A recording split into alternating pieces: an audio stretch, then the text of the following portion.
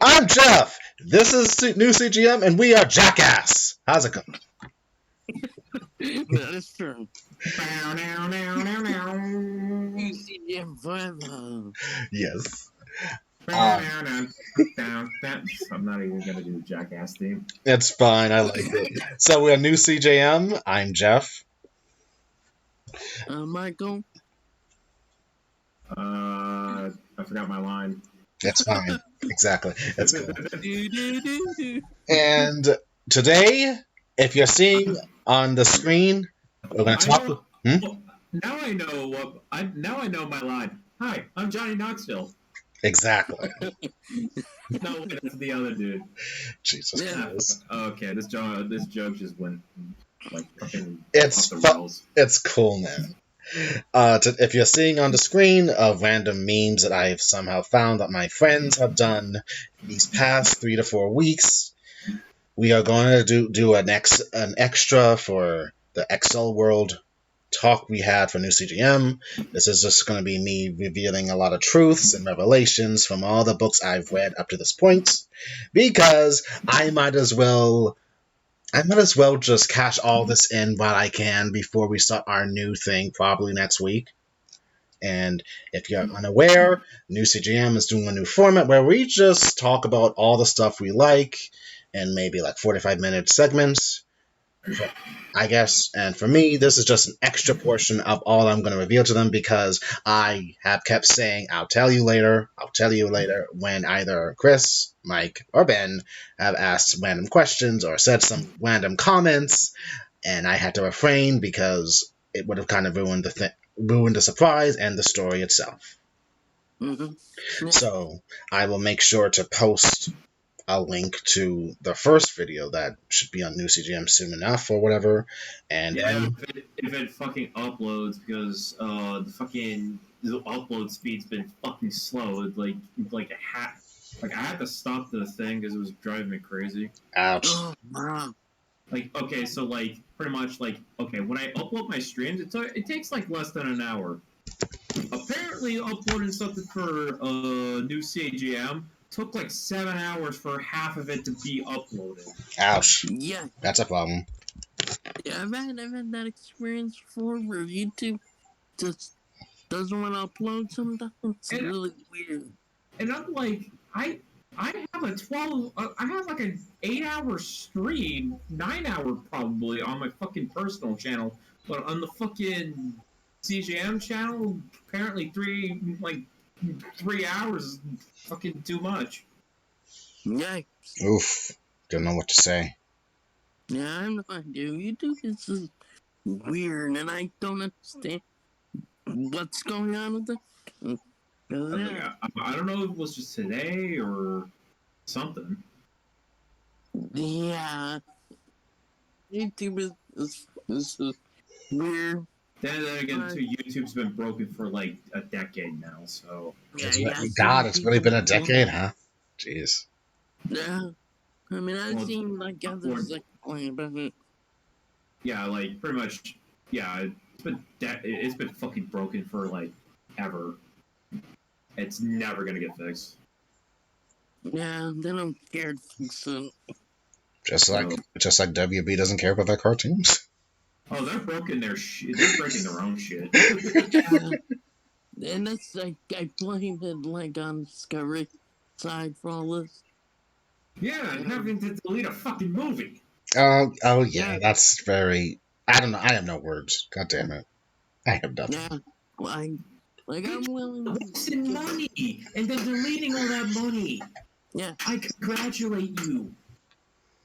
and congratulate you all. Lost $2.some billion since Friday. Congratulations, Discovery. Yeah, well, yeah, fucking... Maybe more. I don't But congratulations, you're doing the opposite of what you said you wanted to do. Like footage. They shot the movie. They were in post-production. Cancel the movie. Delete all the shit. Wow, good job. You wasted everybody's time and money. Great job. Yeah.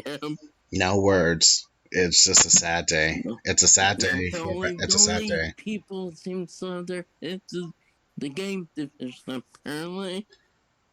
Hmm? Apparently the games division is one that seems to be still, riding high, I guess. Oh, good. Oh, that's great to hear. Oh, wait, the Gotham Knights thing? I got nice any other games that WB has made so far. Ah, gotcha. Seems to be doing alright, but who knows? So are we still gonna get that what was it? Suicide Squad game in 2023? I forgot about that. Same. I mean, I am, and I was thinking, got some nice, get to play. Hmm. It's probably gonna play like the Arkham games just a little bit, I think.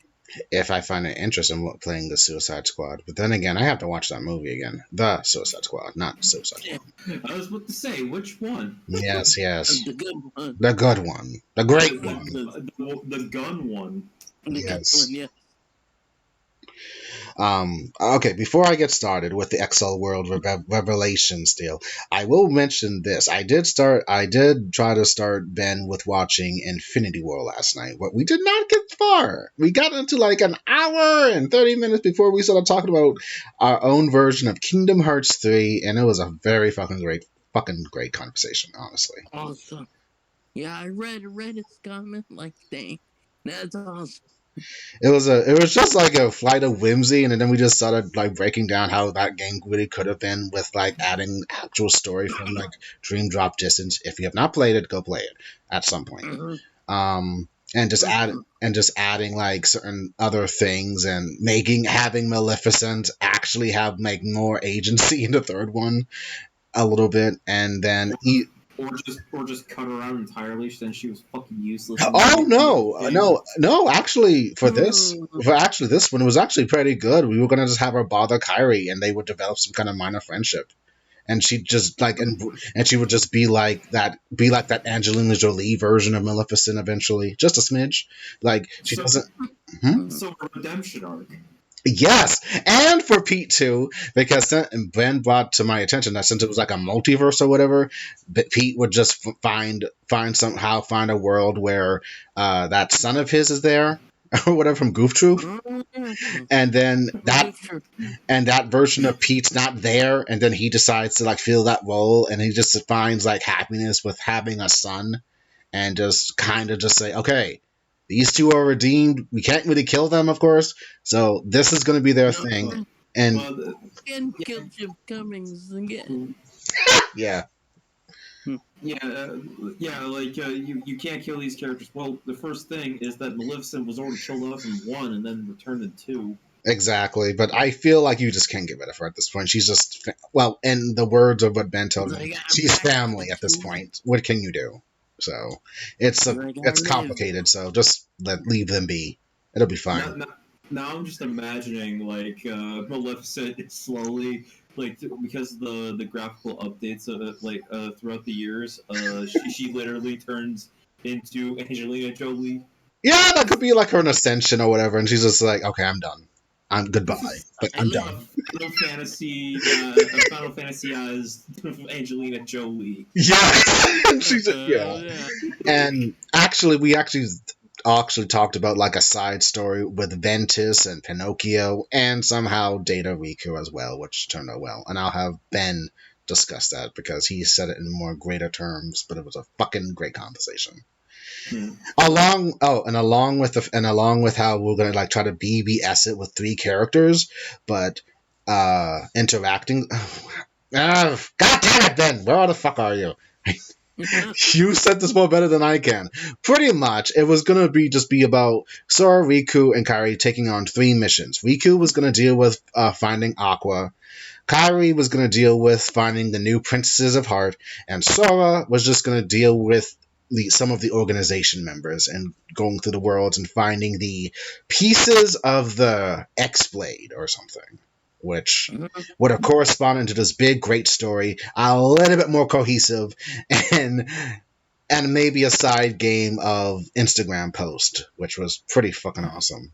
Along with Kairi being in fucking Annandale and her being the one to listen to Elsa sing and her clapping at the end. At the God, let it go. Let honestly, Kyrie let and go. Elsa would be good friends. Show yourself instead. Them reanimating that fucking wholesale with the song, like, fuck that. It is not that bad, Chris. I don't know why you have such a problem. I'm sure the 24-hour, 24/7 fucking straight.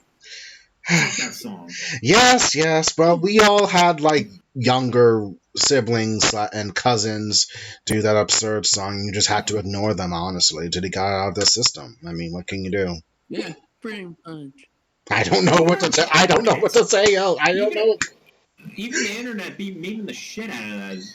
Fuck that song. Yeah, Well, of course they did. It's the internet, of course. yeah, and it's the great me deposit. I mean, unless we talk. I mean, no, not I mean. I stand by. The second movie is actually more decent. Is more better than the fucking first one. Yeah, it is. I mean, Let's move on. I'm already living about Batgirl. I don't want to think about Let It Go. okay, everyone. So, Accel World Revelations, where I will discuss all the mysteries and blank spots that these guys didn't really get because the fucking movie, it was disappointing only in terms of the fact that it was only 45 minutes for the movie with a 30-minute 30 prologue. minutes of fucking recap. Yes, it Yeah, was pretty sad. recaps galore, like Death and Rebirth of the you ain't going. Yes, And that was meant to be a recap. This one had no excuse for a recap. it really didn't, but unfortunately, that's the way Reiki Kawahara and the team did it for some odd reason. Not the best, sadly. No, Just had to recap I don't know, 5 minutes now you think. or less than that. But no, Yeah. 30 minutes, a majority of the movie. Yes. It's like Terrible. the recap special, like you find at the end of a series. Yeah. They could have had like if you take out the runtime, it's just like an extended episode of the anime and just ugh. It's Like and not even a good one. Like they could have just like fleshed it out if they actually actually be like a fucking movie. Like get into the girl who got fucking paralyzed, like the accident in the gymnastics and more shit that we haven't even seen in the anime because it's been too long. yeah, they could have like done that, as you said, like we gotta see more background on like the girl, the gymnastic girl, maybe a little bit more set up into, Red Legion coming up with nebulous stuff like that. They could have done that. Yeah, not the asshole Deus Ex Machinas of the other kingdoms coming in. Yeah. Maybe have the main group go to each one of them for help, and they go like, nah, and then have a change of heart later. Yeah. Somehow, I don't know how you can do that. I don't know how they do that behind the scenes, but or maybe they're like, oh no, what? There's a lot of calamity within the game. I guess we can't. I guess we have to help them out. So I don't know, make it more compelling, but I guess not. It's coming and stuff. Yeah, they could have done that. They could have done almost anything differently. And then it would have been, I think, better than 30-minute recap, which could have been like episode 25, like a recap special. Yeah. Like DVD or Blu-ray, then maybe. Just for those who like, I need a refresher. I haven't seen the series or catch friends up, maybe. Like Rocky, that might have been useful, but for the movie, that recap needed more abridging. Yeah, the bridge version. I don't even think anyone's ever abridged Accel World besides you guys. No, I don't mean abridged parody. I mean, put it down. Like instead of making it 30 minutes, make it 5 10 minutes. Mm-hmm. Month. Yeah. And then we could have gotten a better, movie slash story on. Yeah, 'cause, like, It almost felt like it away. Like it's slightly longer episode. Huh. Okay, well, since we're talking about the movie, I'll say something about this. Okay, on my copy of First Revelation, apparently there was an epilogue that was never animated, and it was only in book form in Japan. And it was like the aftermath, it took place like maybe a day or two after after the movie, and it pretty much reveals that Haruyuki, Kirikihime, and Arda Maiden go with that girl, the gymnast, and everything back to the accelerated world, and they go to that dungeon where Nyx is sealed. And due to reasons, apparently Nyx was going to disappear. And the only way to kind of save Nyx is that they decide to have the being Nyx incorporate herself into the body of the gymnast girl in her avatar or whatever, where she'll stay there forever, I Cool. guess. And Never. yeah, so now this once powerful being is now in this random avatar character to like be with her because they developed that bond or whatever. And that's pretty much it, and how that really ends. And not just with they go to the hospital and then she says, "They're my friends." Kind of corny, but I get it. As much as I love this series and movie, more or less, it really needed that really should have been had a more of a animated version to that instead of me just reading about it somewhat. That Ben found for me, actually. He found me someone translated it or whatever, which I'll probably read later. Okay.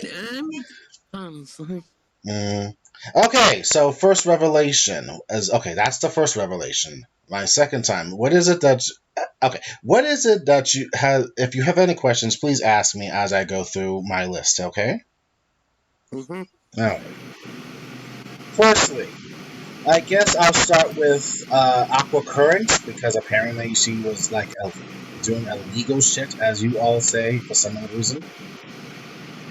And I'm getting a lot of backdrafts, like a noise. Oh God, it's kind of acting a little weird. Oh no. Okay, it's gone away. What was like it was like some kind of electromagnetic wave or something. Yeah, it's like some odd audio thing. Yes. Yeah. Even on the even when I was during our podcast, I was like, is there some kind of fuckery with your microphone or connection? It was it was it was weird. It just is. Yeah. Okay. Like sometimes it's really good and sometimes it's really fucking muffled. Yes. Okay. Okay. The first thing about Aqua Current is that she was a member of the first Nega Nebulous. So she knew of Black Lotus back from a couple of years ago, and she is the element of water. She was in a group team name called the Elements. She was the water, and she's pretty much the analyst of the entire group. She pretty much handled all their reconnaissance with getting information, as you saw when she was the bouncer in the series. And everything follows exactly what you saw in episodes 6 and 7. She helps out Haruyuki, who somehow was able to crack her real identity because he's a klutz. And and pretty much everything everything goes as you saw. And then came the infamous, "I'm going to wipe your memory of these events," or at least of these events. Legality. Yes. Okay. Wait, that's illegal. Yes. So what she did was incarnate. That's the first. So before we knew about incarnate, she did an incarnate technique to erase the memory of her from Haruyuki's mind. And she didn't, and it's not until 8 months later, where she mysteriously appears in the accelerated world once again to help Haruyuki deal with an enemy that was about to destroy him, and Ash Roller, pretty much. Ash Roller, yes. I'll get to Ash Roller Yes, shortly. an anime Skeletor. Yes.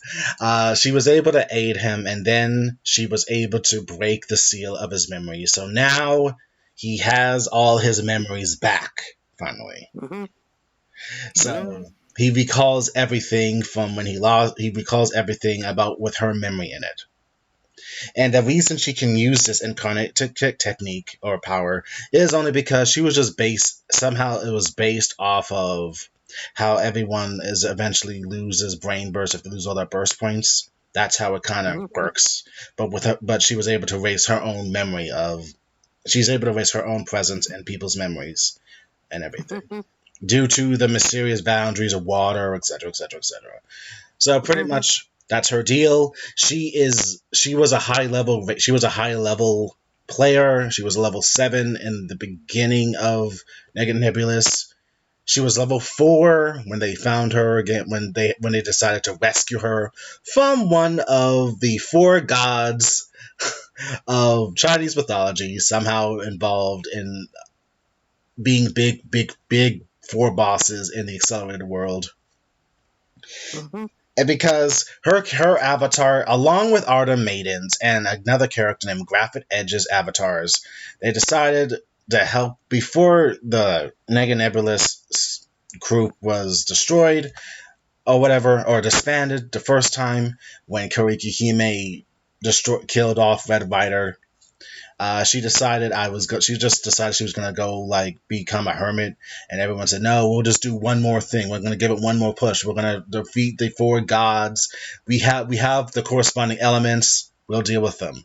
So they took each member took a group and they decided to try to defeat the 4 gods.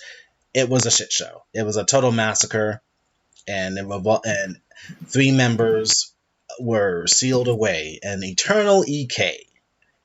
An eternal EK means eternal kill, where your body is constantly destroyed over and over again by a boss-like enemy, and that if you were to, you can still get out of the unlimited neutral field if someone pulls the plug or the connection from your Neuralinker, but at the same time you'll still be in the same spot where the monster is. So, and if you go there again, they'll kill you. So at around this time, they save Aqua Current.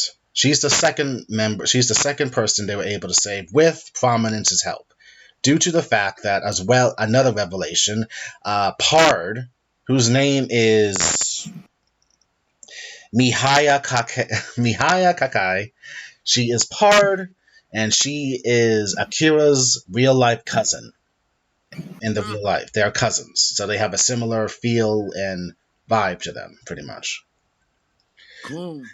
Mihaya is 2 years older than Akira, so she's the older cousin. And for Mihaya's deal, what was it?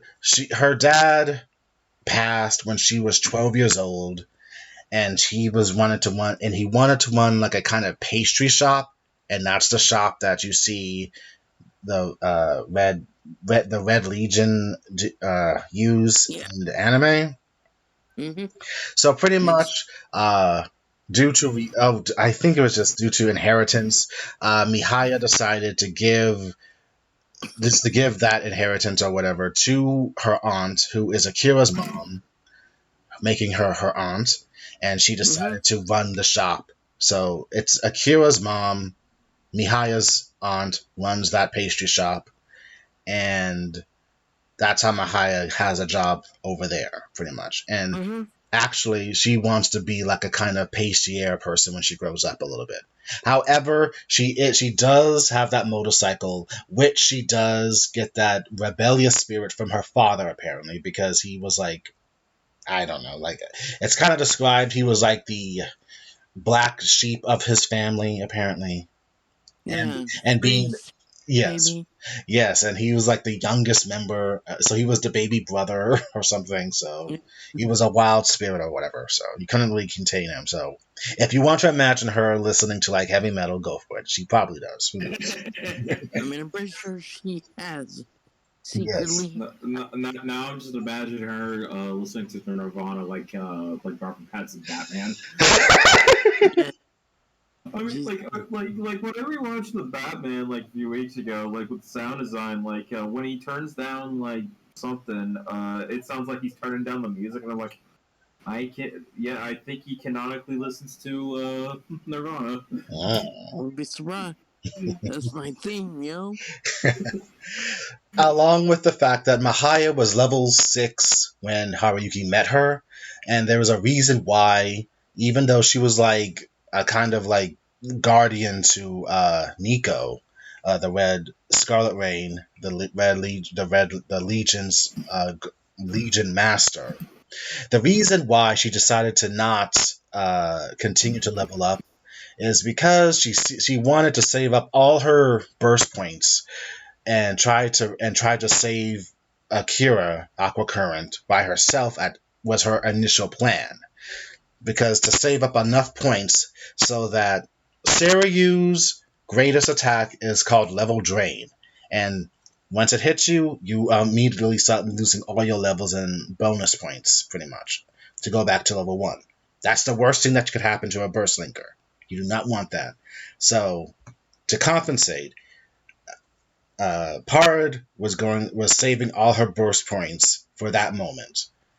It goes off Mhm. without a hitch, though with Haruyuki's help and everyone else's in Nega Nebulous to save Aqua Current. And before that, though, Saryu releases Level Drain and about to hit like Silver Crow, but then Mihaya takes the hit and they were able to escape. And they're like lamenting the fact that you're losing all your levels and everything. That's awful. And she just says NP. I can just get the point burst points back by defeating enemies. And Makes then sense. they had, and then Haruyuki realizes that someone could save the whole situation from that ever happened, and Shiguri figured it out too.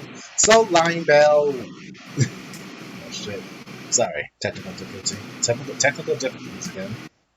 Oh no. Ruh-roh.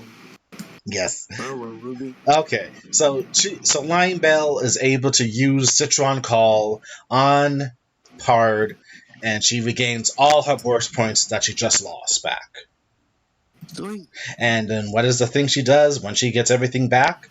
She levels up to level 7, Yeah. then she levels up to level 8.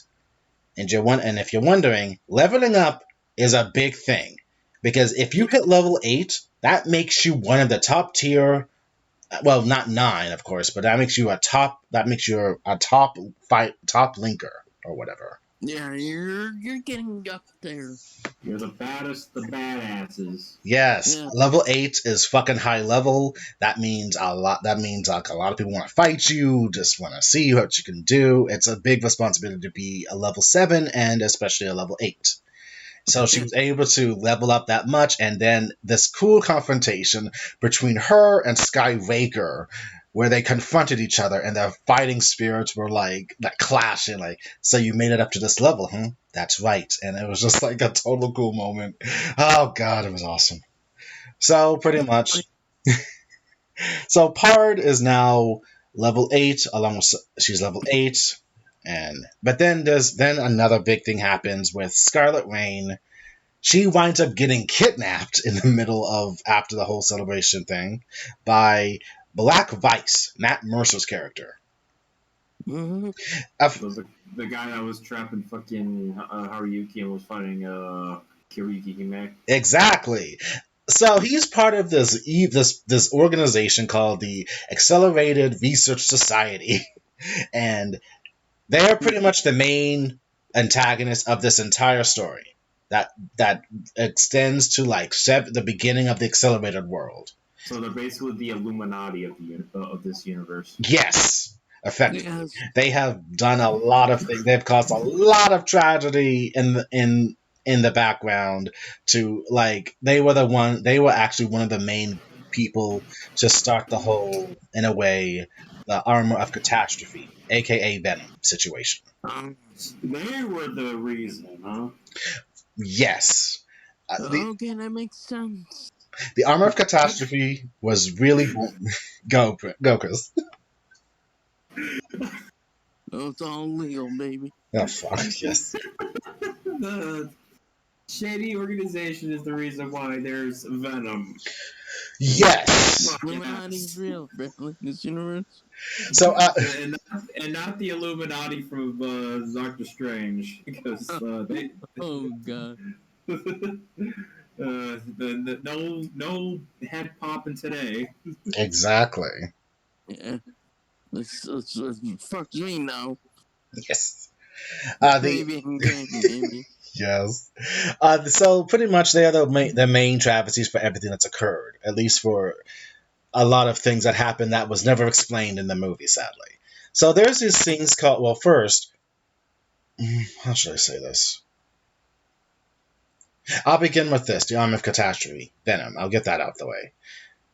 In the beginning of the accelerated world, there are these people called the originators. Little kids who got access to brain bursts. They were the beginning of bursts of the accelerated world. Little kids, like second grade, third grade, whatever you want to hear. So between like second to fifth, sixth grade, they were the beginning. Some of those kids were the beginning of the accelerated world. And one, there was no limit of how many kids you could have at the time. You could pretty much spread the program around if you meet certain conditions. The Neuralinker had to have it when you were like a baby, and another thing about your trauma or whatever, however that works. Mm-hmm. Trauma and how you deal with it. Yes. So there's this one little kid who went by the name Chrome Falcon. He was like very shy, kind of like Haruyuki. And if you're a little kid and you have like a big kid's body, as in that avatar you use in Brain Burst, everything seems kind of wonky, but you get used to it. And he did some fights or whatever, and then one day he meets up with another character named Saffron Blossom. She was like very cute. He was shy, she was shy. They got together. They were like, they make a good combination. They became partners, and then maybe something more. Because in the accelerated world, remember, time goes very fast compared to in real life. So it's actually brought up in the book that your soul. I mean, it's brought up in the anime too that the longer you have dived into the unlimited neutral field, your soul mind does change for the amount of time you stay there, a lot or whatever. Mm-hmm. So even though you're like learning and we're learning all these new big words, you're still effectively still like a little kid when you burst out or whatever. And which means that it's kind of weird if you say like a big word and your parents are like giving you a look or whatever, like where did they hear that from? It's kind of awkward knowing that you've kind of aged emotionally and psychologically through your avatar that has lived like living more on the latter rather than the former. Yes, exactly. Yeah. So pretty much Saffron Blossom and Chrome Falcon, they decide. Okay, it's not explicit, but apparently there is a romance that develops between the two. Oh, The cool. one that is Saffron Blossom, she tells Chrome Falcon that she has like this kind of disease, so she might not make it to be like in her early 20s or something. So she wants to live a full life in the accelerated world with him. He's awkward about it, but he's cool with it. So she has a dream of wanting to make a legion, like a safe haven for burstlinkers to help each other, give each other points, but help out and everything, like a big family or whatever. Mm-hmm. Chrome Falcon. And these are still freaking like elementary school children. I know, right? That's big. That's a little big for them. Yes. And Mhm. so But that's her dream. At some point, Chrome Falcon goes to one of the big dungeons or whatever, and he finds one of a special armament called one of the seven arcs, seven special armaments, weapons of high caliber, which is like the highest thing you could ever get. He finds this dungeon with one of these ancient weapons or whatever, and he chooses something called the Destiny. It's a suit of armor, right? It can prevent damage. Your defense is spiked up. No one can really hurt you. He gives this to Saffron Blossom, and then she's happy about it, and then she starts using it in battles and everything. And what happens when someone has something that you don't have, especially in a fighting game? People get jealous. It's like Twitter and TikTok and Instagram. It's the internet. It's the internet in general. So, unfortunately, this is where tragedy strikes, where somehow in some way, Black Vice is able to pin down Chrome Falcon with that special attack of his or whatever, and he's like being a very asshole about it, and Saffron Blossom is getting her shit wrecked by a gigantic monster or an enemy, a very worm-like enemy from Tremors. She's getting like killed over and over again, even with the armor on. She's getting messed up by a graboid. Yes. So the giant worm or whatever is like killing her over and over again because it takes like an hour for you to come back to life, but the enemy's still there. She didn't equip the Destiny though. This is why it's able to work more effectively. While this is happening, Chrome Falcon's wondering, why isn't anyone helping her? Everyone that's there who wanted to see this, because they tricked Saffron Blossom into thinking they wanted to start joining this whatever legion she wants to make. They are all sneering and being kind of happy that she's dying over and over again just so they can get the fucking armor or whatever. It's a total shit show. Yeah. So Chrome Falcon has a strong will. He's able to break free from Black Vice and immediately heads over to Saffron Blossom, and then she's able to for that brief moment, she was able to protect them with one of her special attacks to prevent them from being damaged. But she's at the end. She's like almost lost all her burst points, and Chrome Falcon is just devastated. This is someone he wanted to protect, his everything, and he's like in second grade. So it's like, oh wow. Yeah. You're in second grade. Why are you making such strong proclamations? It's just how the way it is in the Accel World. You do develop something different from your everyday life, and this is a strong connection he wanted. Not love, but just companionship and whatever. And they're both lamenting, and she says, "I'm so sorry that this happened. Please, I'm so sorry." And then she dies. She's booted from the Accel World because all her burst points are gone, and the Destiny goes back to him originally because that's where it came from. If someone is like dead, like burst out, the item goes back to the person who originally found it or whatever, and it's in his inventory. So he equips it, but at the same time, this is where it happens. He somehow taps into the incarnate system, and due to the fact of all his emotions going haywire and at everyone just fucking him over and Saffron Blossom, it taps into the dark side of incarnate, which somehow feeds into his emotion, which creates the first Chrome disaster. Effectively, it's a combination of emotion and a negative energy fused into one to be like a pseudo AI of destruction. And he kills all of them. He kills all the people currently in that little area. He just wrecks them, and it's like words gets out, and eventually, though, somehow something happens. The first Chrome disaster dies with Chrome Falcon dying in the end, somehow, some way. And he laments somehow that even if he ejects, this curse will always be in the accelerated world. This will never. This will a curse on everyone. I will kill everyone who ever wears this armor. And pretty much that is how the first armor is. That is the origin of the armor of catastrophe. It is really the armor. It is really one. It is main unit is the destiny, the armor, and with a lot of circumstances, it got corrupted. So that is the armor of catastrophe, and it happened 6 times. That curse as the numbering, as you saw in episodes 8 to 12 of the fifth Chrome disaster, being Cherry Wook, which was Scarlet Rain's parent, and then it became Haruyuki's problem because he got infected.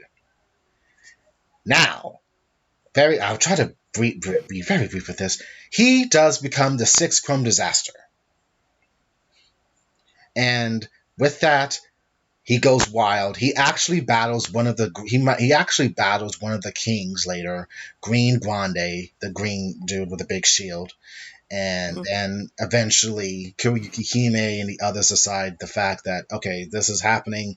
We gotta start. Okay, there's only one way to cut his connection to the Arm of Catastrophe. We gotta bring back one of our former allies who I know, named Ardor Maiden. She's a priestess of the Conflagration.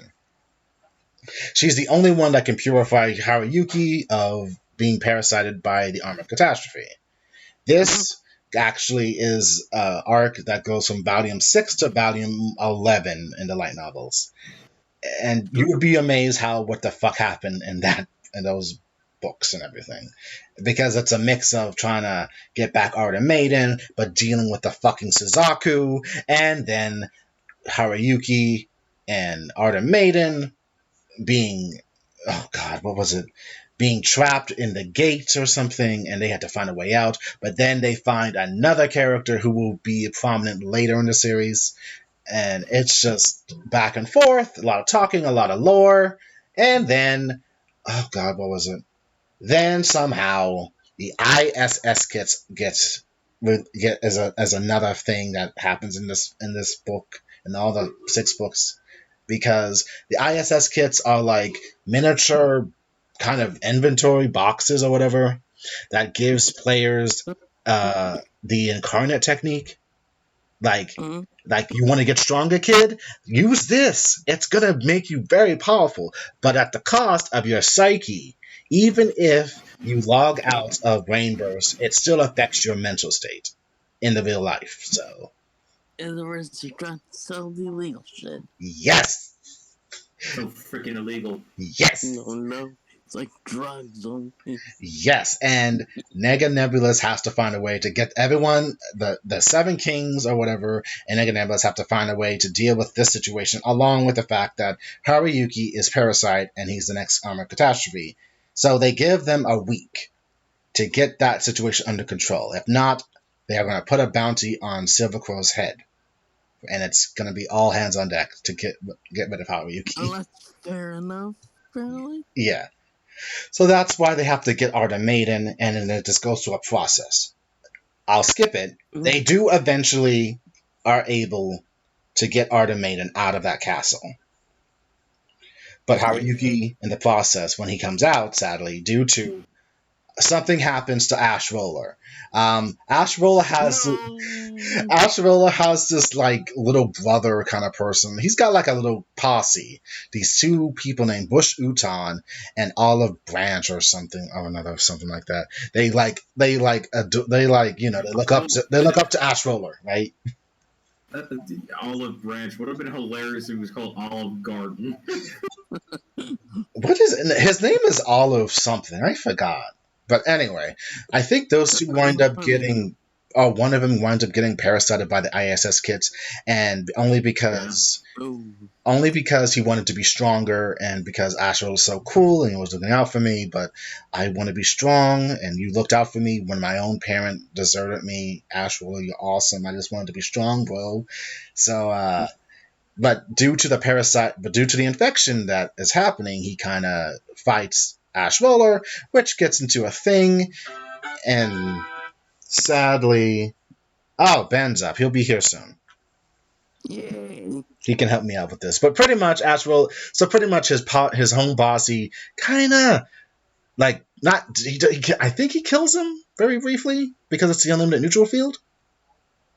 And actually, Ash Roller was supposed to help out in the mission to free Aqua Current, actually, but he got hung up because of the whole his posse needed him or something, or they called him and he got terminated pretty much. So when and this is a total power of love moment, I guess, when Haruyuki sees this, not as the armored catastrophe, but as himself because it hasn't been released yet.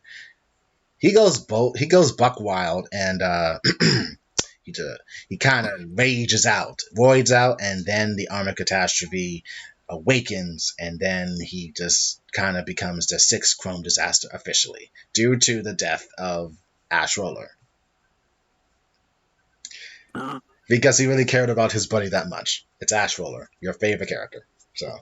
Yes, enemy Skeletor, we'll do it for you. We'll do it for you, enemy Skeletor. Exactly. Fuck you. Mind you, he's not dead. He's just dead in the unlimited neutral field. They didn't put him into eternal EK or whatever. It's fine. He'll come back to life in an hour, but still, that was the setup. Yeah, So he's not booted from the game. No, he's not booted from the game. Oh, No, but that did cause Haruyuki. Hello? One sec. Okay, so even though that happened, he gets better later, hopefully. But that's not. But he's got more story to go too. So pretty much, Haruyuki becomes the sixth Chrome disaster for a bit, and it's like a wild time. Oh God! And then eventually, after that, with that, Kiriyuki Hime, in real life, she kind of invites Haruyuki to her house for the first time. Nothing happens. It is just an innocent thing, but. Welcome to the house of illegal shit. So you know what? I'll save that. I'll just try to hit the main points, and then I'll have Ben bring it up or whatever. It's fine. Anyway, so pretty much he becomes a sixth Chrome disaster, and it's like a lot of fights for a bit. And Haruyuki, when he's possessed by it, he can always feel the beast's rage or whatever. He actually starts talking to the pseudo intelligence of the beast or Venom for a bit, and it's kind of interesting that the fact that it's just saying, "I want to kill." No, not yet. Not yet. I want to hear this. No, release the rage, or You're muffling really bad, dude. Sorry, Hey, I'm trying to do a growly bean voice. Okay, bite me. All right. This is entertainment or whatever. No, your mic is really bad. Right now? Can you hear me now? Yes. You can hear me now? Yes. Okay, good. That's good. Anyway, so pretty much, somehow, some way, when the rage becomes too much, Haruyuki is somehow able to go to the depths of the armor unconsciously as he is battling Kiriyuki Hime, who he's about to destroy because reasons. And at the time, and Black Vice is there. He's manipulating things again. Like he's just like saying, "Oh, I'm here. I'm gonna do all sorts of shit to you." I got my boxes ready. He does. Yes. Blocks. Yes. Yeah. Black Vice is basically just Eisen. Yes.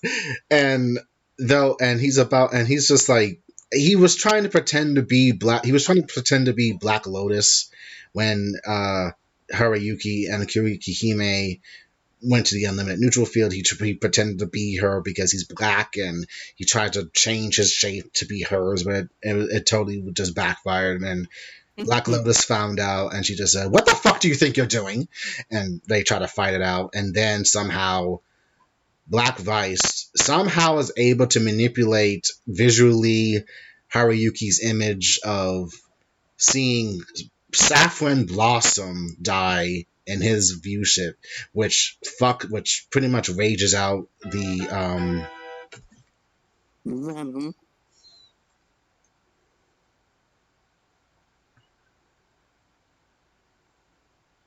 Oh.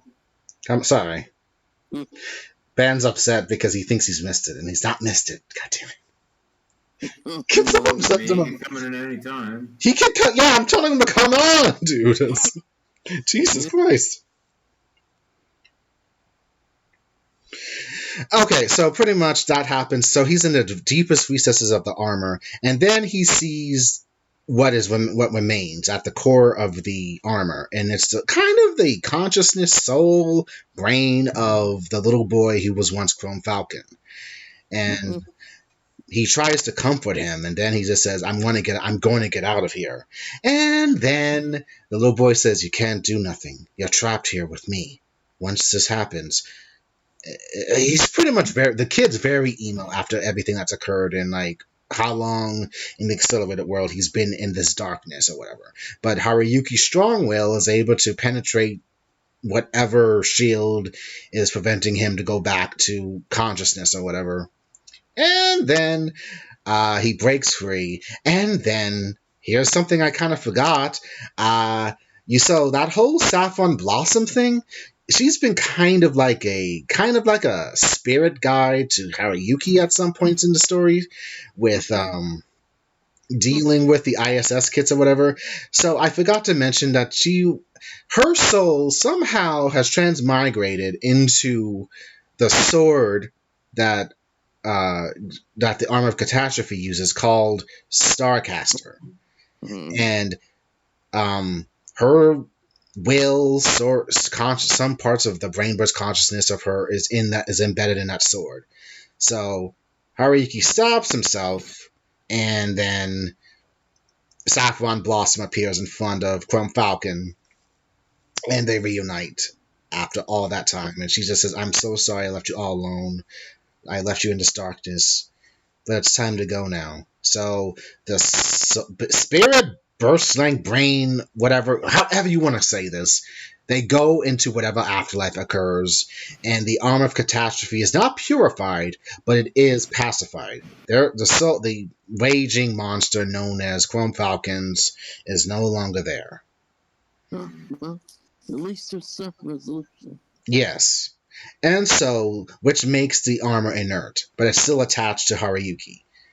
Arter Maiden and the crew and everyone else in the Kniblis Arter Maiden's eventually able to purify the armor. Yay! It's unparasited now, and it's like now an item. So Silver Crow and the others decide to like put this baby to rest, right? So they find the house of Saffron Blossom and Chrome Falcon in the unlimited neutral field. They find the key. Do not ask me how. It just takes too long to explain. Because you need a key to this house, right? That's what Fuko did. She has like a key to the house or whatever. Makes sense. And then they were able to go there, and so, oh god, what is it? Silver Crow eventually puts the item known as the Destiny in the house, along with the key. And once he closes it, this shit's sealed away forever. No one will be able to get this, not even the Accelerated Research Society.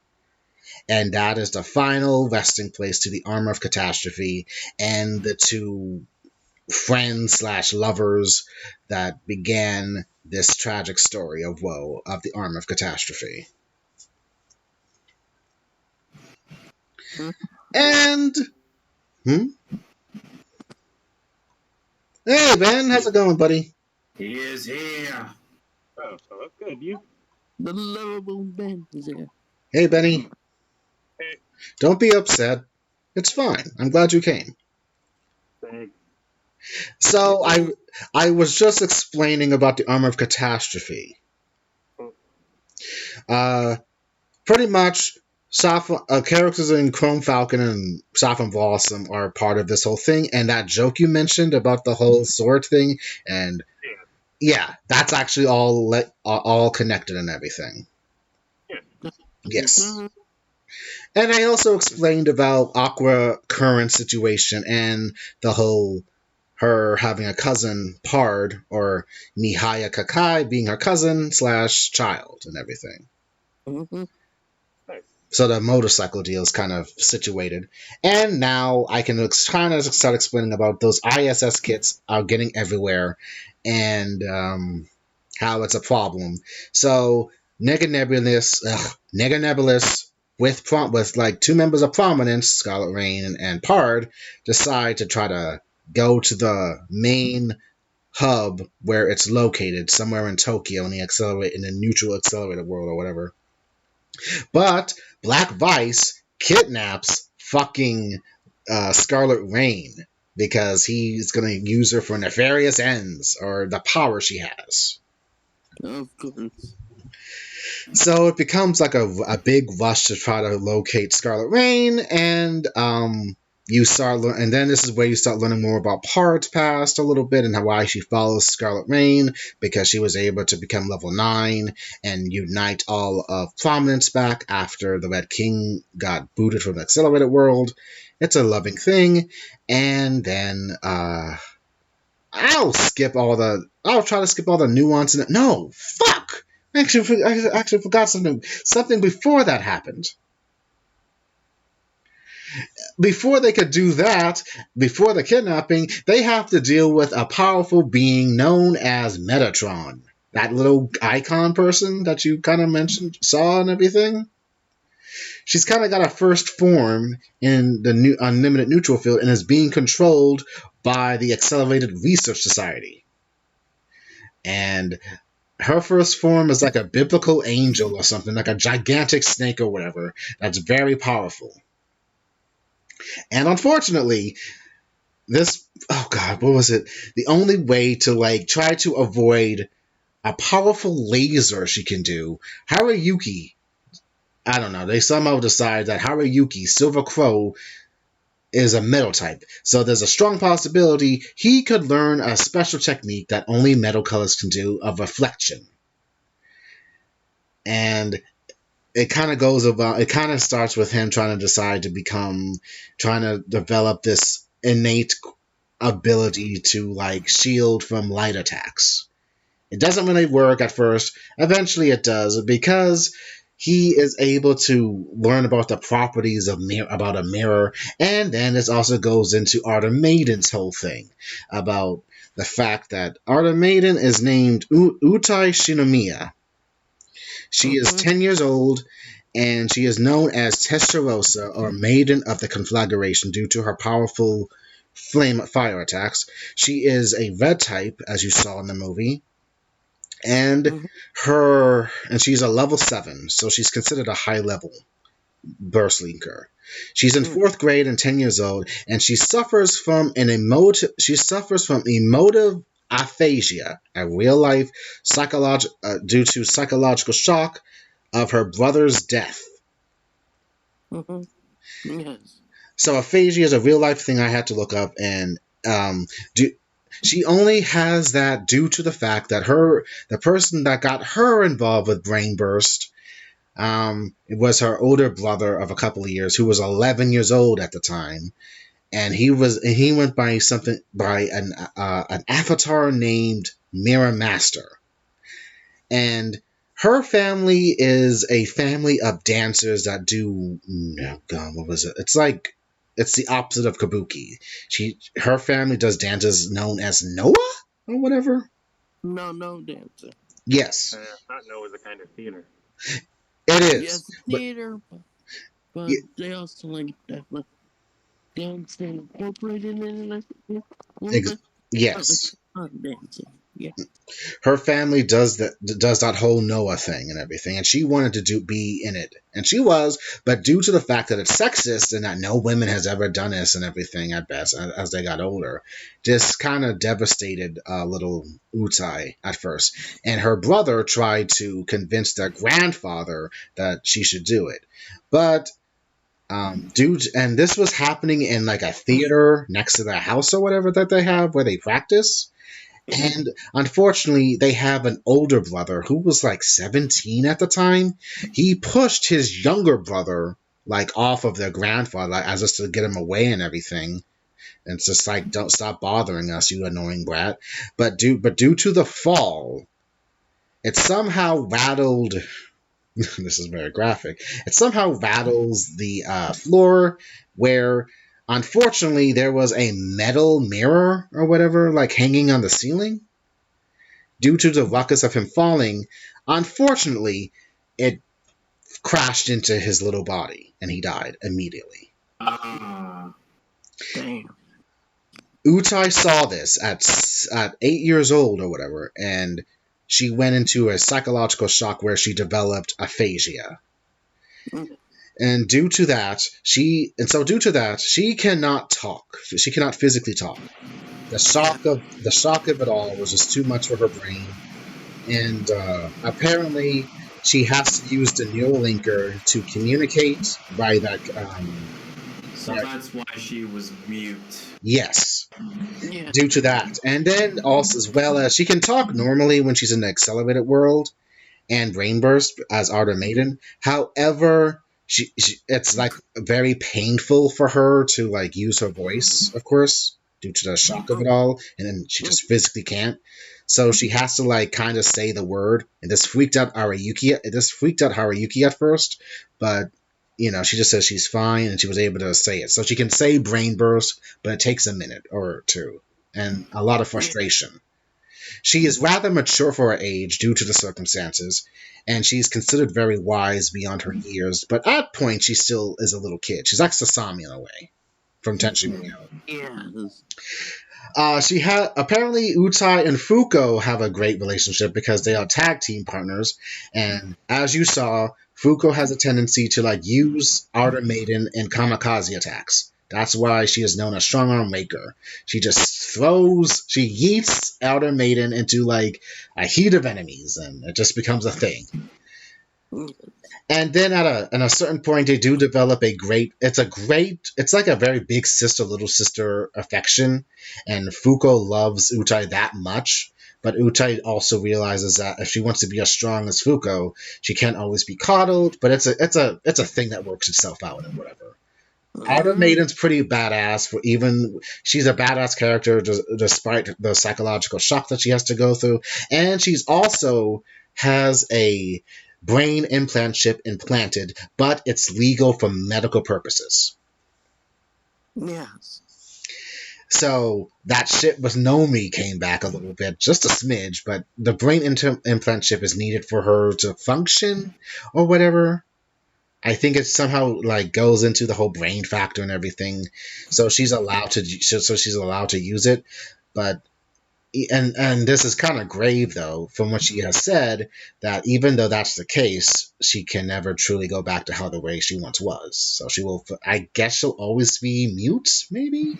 So that's it's gonna be like difficult for her to like speak, even if like she is treated for her trauma. But yes. For her. So it's a physical handicap that she has to deal with, and at 10 years old at best, she has a lot she's got to go through. But she's a great character, honestly. So what I was saying, and I won't going to get through everything, which is fine with me. But Fuka, so Utai told Haruyuki about her brother and her past and how she became a burst linker. Haruyuki, in turn, he understands, I guess, more or less, or whatever. But he was able to learn about Mirror Master, and being a metal type himself, he might be able to learn this technique if he learns the properties of a mirror or whatever. Unfortunately, due to another situation that's happened, he does learn a bending technique, but it's not the mirror technique he was supposed to learn. He apparently learns the technique called optical conduction, which actually does the wording factors in. It doesn't reflect, it kind of just guides or bends it or whatever. But he's able to finally use this technique on fucking what's her name? Metatron? Metatron. She's able to use it on Metatron. But before that, Apparently, Metatron develops a psychic link to Haruyuki in the middle of the battle, telling him where to hit, where to hit the laser, and it's like some stupid silver crown on Metatron's head. That's because the Accelerated Research Society is controlling her. And so the laser, he's able to reconduct it to hit the stupid the crown, and then thanks to Autumn Maiden and Scarlet Rain using their techniques as well to destroy completely, they all of Nega Nebulous and the two members of Prominence were able to defeat the first form of Metatron, or whatever. Again, that was her first form. And then she busts out, and then she reveals her true form, which is the form you saw briefly as being like a archangel humanoid. And she's super duper powerful, and everyone was frozen on the spot. And she just said to the being, and she told them all that, "Do you want to continue this fight, little beings?" And they just said, and Haruki says, "No, we don't want to continue the fight." And she pieces out pretty much. But just because Metatron pieces out doesn't mean that she has left, because she's now developed a link to Haruyuki, Silver Crow. She'll factor into the story. Then that's how they met. That's how they meet each other.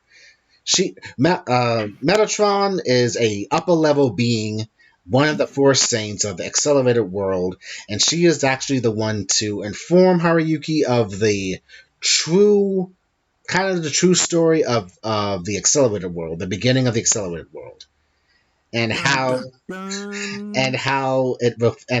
there were these two previous games. One you did watch in the OVA series called Accel Assault, and the third one was called Cosmos Corrupt. These three games were made in 1 year of each other. Accel Assault was in 2038. Rainburst 2038 was next. Then Cosmos Corrupt was the third one, 2040. Two of those games are now defunct due to the fact that something happened. It didn't hit the result it was supposed to. One had too much fighting, the other had too much harmony. That's why they stopped working for whoever created the games. Rainburst is still ongoing to whatever conclusion it's supposed to hit. And yes, and due to the fact that somehow, some way, now I don't understand this myself, because even though I read it, Green Grande, the Green King or whatever, the dude with the big shield, apparently he has some information regarding Accel Assault in 2038 and Cosmos Corrupt. He brought it to Haruyuki's attention when he fought him before the fighting happened, and he pretty much says that the reason why he is always in the unlimited neutral field is because he's trying to keep the Accelerated World going, pretty much, so it doesn't hit like a standstill. So what he does is he kills off enemies, gains the points, then he somehow redistributes these points back to enemies. So if other people fight these enemies, they'll get big points to continue the process of the Accelerated World. That is how it was written, or that's how I'm interpreting it. So Green Grande is trying to keep the Accelerated World going by these small snippets of information I was able to glean from him. That factors into the whole overall thing of the Accelerated World, along with the fact that in three of the games, there was something called the Fluctuating Light that was sealed away at the center of the Accelerated World. That really could be endgame and not just level 10. The Fluctuating Light is the last of the 7 arcs. A powerful, and no one knows what it is except it's like a great white light that's sealed away. And you think that just because, and this is sealed away at the center of it's called the Palace, and that's where the four gods of Suzaku, Seiryu, Byakko, and Genbu guard the gates. And if you're able to break in the gates and fight all off a lot of enemies and to get to the bottom level, you'll find the fluctuating light, but it's sealed away by another kind of like another gate, and you have to go in there to fight even more powerful beings. So it's pretty much it's pretty much new game plus. It's like a lot of shit you got to go through just to get the fluctuating light. That's probably that's pretty much the end game of the accelerated world. We're on the end game now. Well, you would think, but just because you know about this now, it doesn't necessarily mean it's going to happen due to there's like a lot of circumstances they still got to deal with. The ISS kits, plus the fact that there's like a stagnation in the accelerated world due to the kings deciding to break everything up and run the place. Along with the fact that just because there were like 7 kingdoms or whatever broken up doesn't necessarily mean that the entirety of Brainburst who are still in it, the Brainburst players, agree to any of the legions. And in Foucault's own words, even if you were to get rid of Nega Nebulous, even because we are so weak as you claim, that doesn't necessarily mean that everyone else who is neutral have agreed to this absurd who pretty much, how am I saying this? Just because that's the case, that doesn't mean that everyone agrees with you, and that if you get rid of Nega Nebulous, everyone else will probably take up arms against you and just pretty much put an end to your reign, because you refusing not to level up due to reasons, general reasons, but you just want to continue on as it is without ever knowing what's beyond level 9. And everyone else will rise up against you and pretty much put an end to you. So you got to keep that in mind if you're going to decide to get rid of us. It's a cool moment. I love it. I love Foucault. She's awesome. And she's got a point. She does, because this is when you think about it, all the players who reach level 9, only those 7, more or less. Well, not Nika, because she wasn't part of it originally. But anyway, the 6 of them decided to continue this absurdity of not leveling up, even though it would take, if you wanted to reach level 10, Kyoyuki Hime would have to kill like maybe 4 more or 5, because it's very strict. It's very strict in how you can get to level 10 or whatever. But that's again. Yeah, I assume so. But as I the highest level.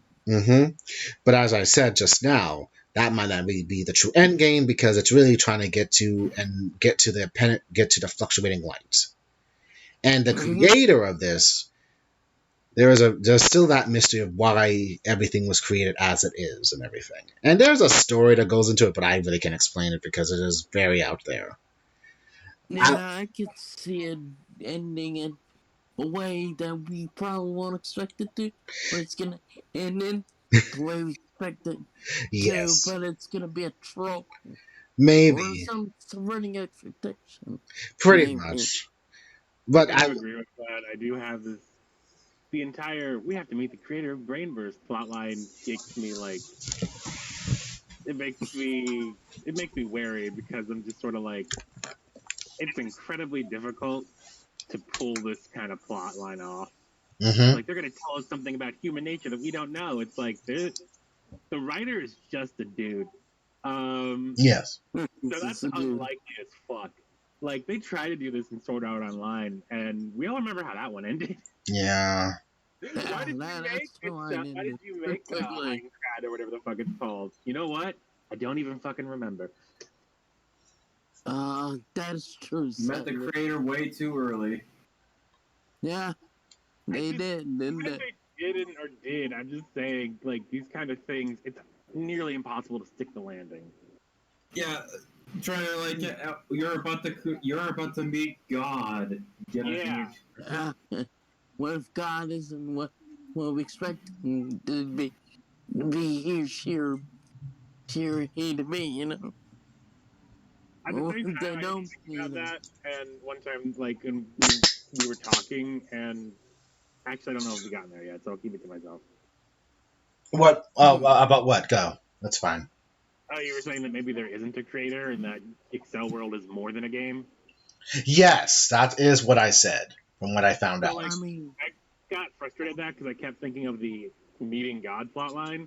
But if it turns into, like, Digimon as just the digital world plotline, I'd be cool with that. That would be pretty dope. it worked out because God might not be a physical being in that sense, you know? Yeah. It could be just the world is God, I guess. I mean, I can see that happening.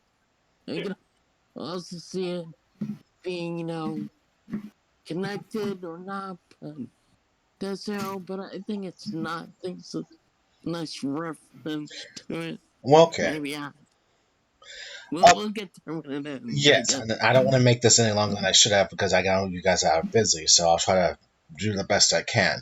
Okay, this. I'm Okay. not very sure. Uh, okay. Okay. So I'm gonna say this now. I'm gonna put a pause on this. Okay. There was a story where Haruyuki does fight Kirito. It was a side story. The canon. It is canon. Okay. It is canon. True. Kirito. What time frame on this? So this happens in, like the time frame of Accel World? Yes. Actually. Okay, so Kirito joins Accel World? For like five.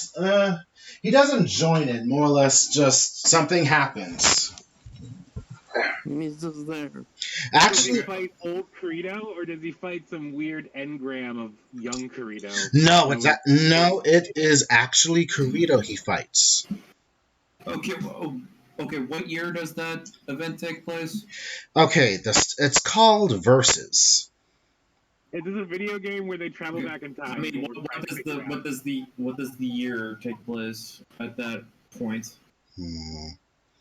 It takes place in. Did I write that down? Shit! Come on, go down. Because I'm going to do some shitty math. Okay. Was one of anime crossover with SAO. Friendly reminders and. This probably takes place incredible speed. I'm looking at illegal memes with Frasier looking at the clown from Killer Clowns from Outer Space, the game. Yeah, I saw like, I love those Frasier looking at video games memes. yeah, they're great. I saw the that'd be my reaction too. Okay, but until I get to There's a that, clown at the door. until I get to that point, I think it takes place for Kirito's time plane. It takes place in 20. It takes place before he's testing out that quantum circuit, Mike.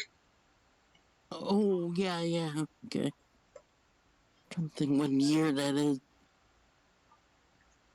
Oh, okay, I got you. Cool. Kazuto. Okay, pretty much Kazuto somehow is doing a test practice with a quantum machine that's pretty much the establishment for the SAO plot later, the underground arc or whatever. And it does Yeah, it deals with quantum mechanics. So it's like virtual reality time travel. Yes, due to the fact that the accelerated world actually the whole Neuralink thing, it actually goes into the whole quantum mechanics thing deal. Yeah. So somehow, some way, somehow that machine that Kazuto is using somehow interfered to traverse his avatar, his mind into the accelerated world that is like 20 years in the future. So he is fighting young Kirito. Yes, This is Kazuto as whatever age he is before his final arc in SAO. Yeah, that whole Fucking time travel. It is time travel because Kirito, or his avatar, Yes. Kirito actually they have a bout. They fight, right? Of course, because of course they are, and it turns out to be a draw. So that kind of sets a boundary. Like, okay, Haruki Silver Quill is just as good as fucking Kirito, even though Kirito had to use like burst mechanic Cop out. configuration because it's a fighting game, pretty much. Yep. Fucking cop out. It's a tie, unfortunately, because time runs out. Yeah, once again, that last arc is Time travel. something. Also, can we just, I don't know. I'm like a person, like, I don't know who should have won. And then a part of me is just sort of like, oh, cool. Fucking Kirito cheated at the game again because he fought someone who has been playing this game for 4 years. And Kirito just started playing it literally moments ago. And Kirito still manages to make it a draw because Kirito's fucking bullshit. Okay. He's Neo from the Matrix. He can hack at the shit with his mind. That's right. I can use Good at everything he incarnate. tries for no fucking reason. Okay. He is using incarnate system. He actually doesn't. He somehow uses those absurd swords of his. Probably. I mean, the fight's great. I mean, it goes back and forth between their perspectives. And it's pretty cool. It's a pretty good fight, even though it ends in a draw, sadly. Yeah. Sometimes that happens. Yes. But But, actually less bullshit if he accidentally like brought SAO mechanics into Brainverse. he did. Well, the fact of the matter is, Kirito wasn't in any kind of avatar form. It was the form. It was his game form that he uses in SAO. Oh, okay, never mind.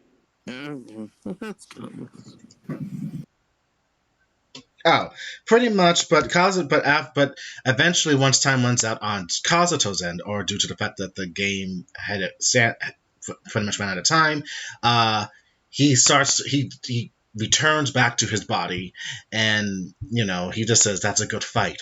We should do it again someday." Yeah, and it's a good thing. And then Kazuto returns back to his own reality. Write your own story and die there.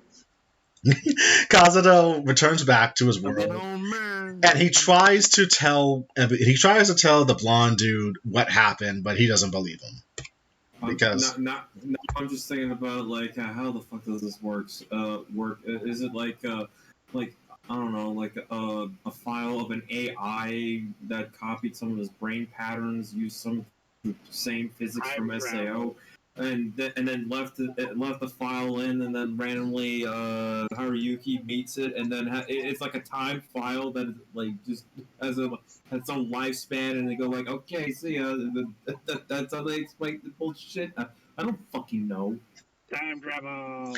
Okay, I'll say this much. Okay, actually, can I say something? Yes. Do you want to know how they explain it?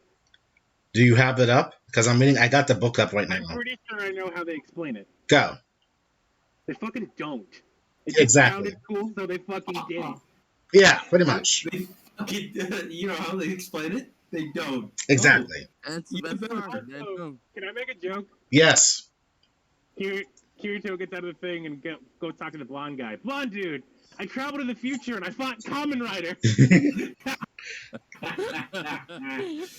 As long as like you've been in the game too long. I love how we made Haruki Kamen Rider. One sec. I mean, he is kind of Kamen Rider. Okay. That's what we come. I'll say this much. For Haruyuki's time frame, since this is a side story, this side story takes place a little bit after the Dust Take arc. So before the volume 6, but before that, but after volume 5, I think. Volume 5. So it takes place between volume 4 and 5, pretty much. Cool. And pretty much he tries to explain to Kuruyuki Hime about what happened. Oh, okay. He was weird, but he was amazing, he said slowly. He had 2 swords for weapons, and I basically couldn't even see his techniques. 2 swords? Kuruyuki Hime murmured distinctly and furrowed her brow slightly. But when Haruki turned puzzled eyes on her, her expression returned to normal and she continued, "Oh, no, it's nothing. And, did you win?" "Oh, right before the deciding battle, the connection was cut.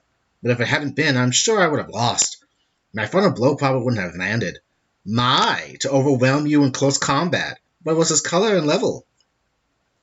At the question, he says, maybe it was a system error or he was using some kind of filter, but I couldn't see his color name or his level. But looking at him, he was incredibly black. Faced with the Black King narrowing her eyes ever slightly, once more, Haruka, still not thinking too deeply, casually asked a question and came up during the battle. Oh, right.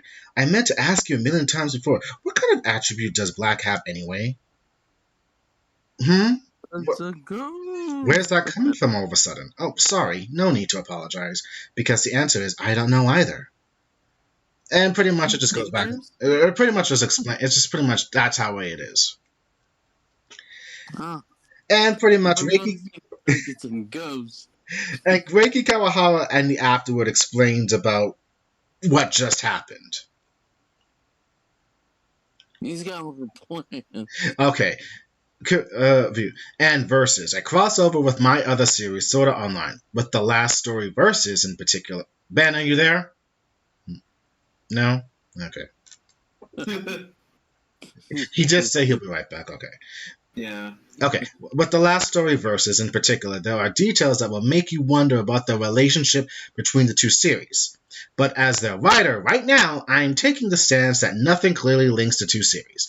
I'd be happy if you read this story the way SEO protagonist Kirito assumed, as a fun short story with the pretext of the dramatic move of a step into a parallel world through a quantum computer. I apologize for always making selfish requests in every book. And value in them, oh man, that's pretty much it. He's like Stephen King. He's just gonna insert this for the fun of it. Yes.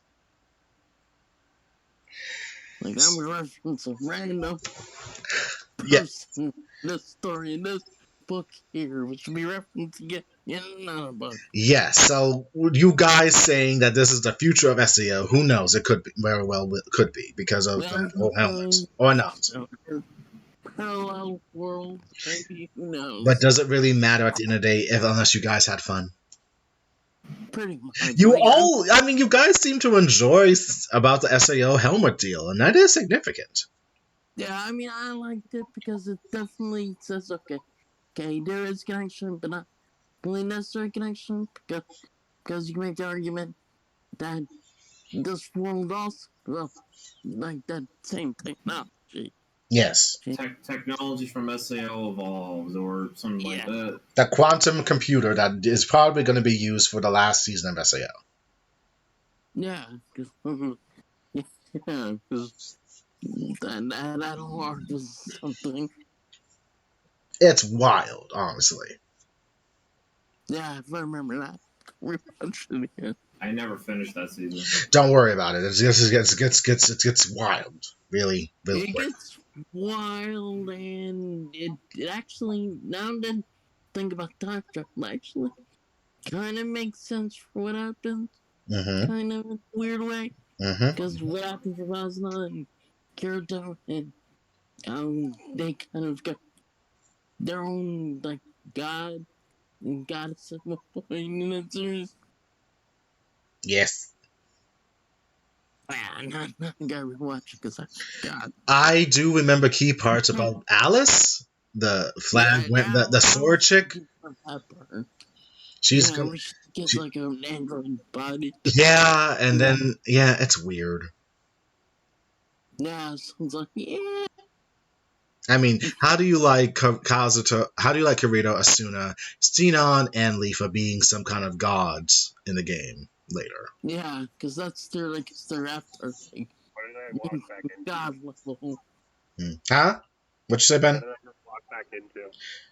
Oh, it doesn't matter about the versus thing because it's pretty much like I did this for fun. I'll let you guys come to any kind of conclusion if this is real, if it's canon or not. Oh, no, it's canon, but if it's really connected as a parallel world or the future. Yeah, it's like I said. Oh, it's canon. It is canon at best. So I guess that makes it actually. So I guess they are connected. If he says it's canon, then yeah, SAO and Accel World in the same universe. Yeah, they're connected, just like as I said, Stephen King. Yes, Stephen King. This world. That's the best I could come up with. I'm sure there's other writers do that too, Stephen King just comes to mind. Mm. It is. Personal line. Mm. I'll say this much though. When I first read it, I was like very excited. Like, oh wow, Haruyuki's gonna probably kick Kirito's ass, right? Or whatever.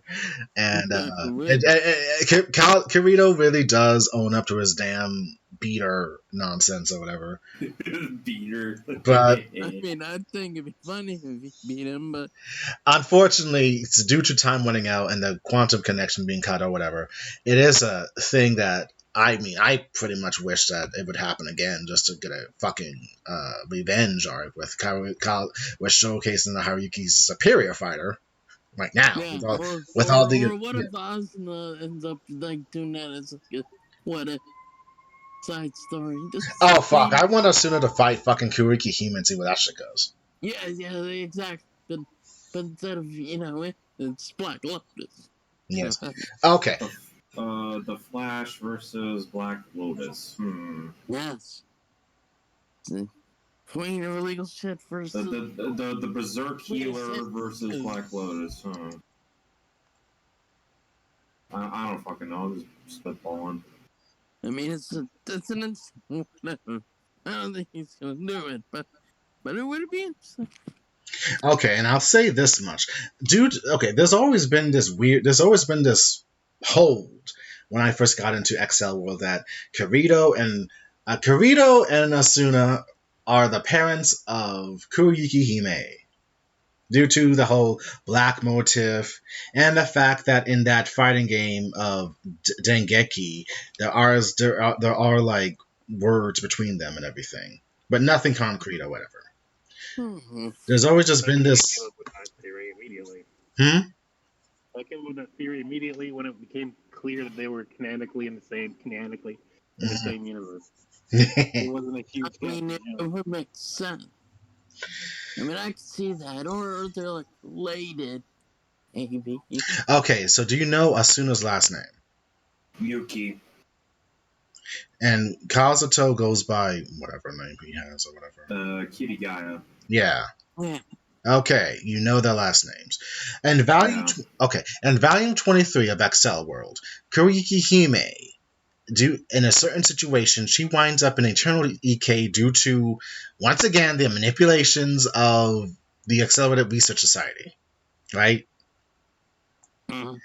Okay, so would you believe if I told you, for one, the Research Society is using the guise of the White Legion oscillatory universe as their hiding spot? I can believe that. They are one and the same. They are the ones pretty much they're like the big bad that everyone eventually realizes what's happening due to Nega Nebula's fighting and a lot of things happening. They are the big bads. And that's why the White Legion was not involved with the next situation in the movie. Pretty much, more or less, yeah.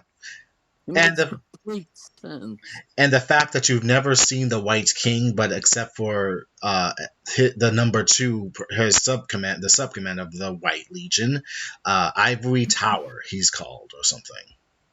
All caught fire. Yeah. That's the song, All Caught Fire in the Ivory Tower. Yes. So Ivory Tower is really okay. It's eventually revealed due to reasons that Ivory Tower is really Black Vice. You're not even white, racist. So Black Vice. So Ivory Tower really is Black Vice, and Black Lotus mentions that the fact that you never came up on any kind of fighting list was always concerning. But now that we know that you really are, that Black Vice and Ivory Tower are one and the same, and we have evidence to conclude this because one of our youngest members of Nega Nebulous recorded your ass. Oh, we're gonna get this shit done, right? And it's about to be this big fight. But then once again, he's like a couple steps ahead of them, and he kind of causes chaos by bringing forth a big, gigantic enemy that somehow traps all the kings except for Scarlet Rain. This thing is called Inti. Does Ivory Tower have 2 accounts? It's not really said, but pretty much I think the account he uses, the account he probably uses, the one is for Ivory Tower, though it's a disguise for Black Vice, so I don't know. Hey, once again, Technically not supposed to be able to have multiple accounts. I'm thinking he's that's using Illuminati legal shit. That's what he's using. I think that's where the brain burst comes into handy, but I don't know. So What's fucking that? illegal. Yes. It's like I'm breaking all the rules. To make some sort of brain VPN. I don't know, maybe. I don't know. I would be surprised. It's not really explained except that Black Vice is Ivory Tower. Or Ivory Tower is Black Vice. It was me. Does he have like an implant in his brain or something? It is said that he does have a brain implant chip, yes. Okay.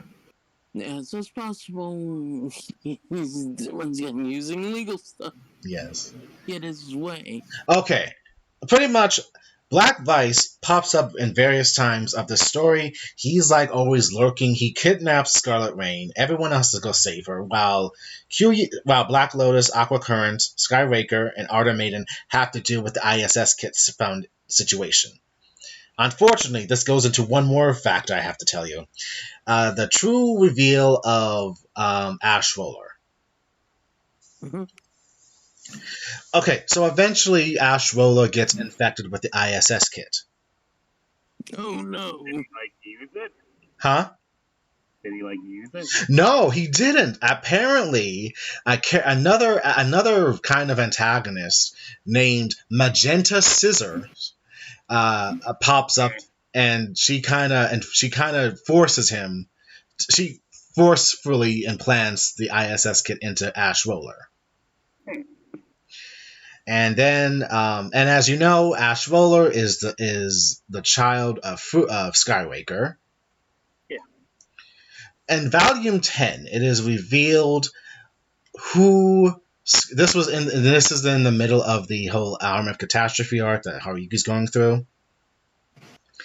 He runs away when he runs away from his friends when he becomes the Arm of Catastrophe in real life. He runs away from them. They're in his house because, of course, his parents is not there, so he can do whatever he wants.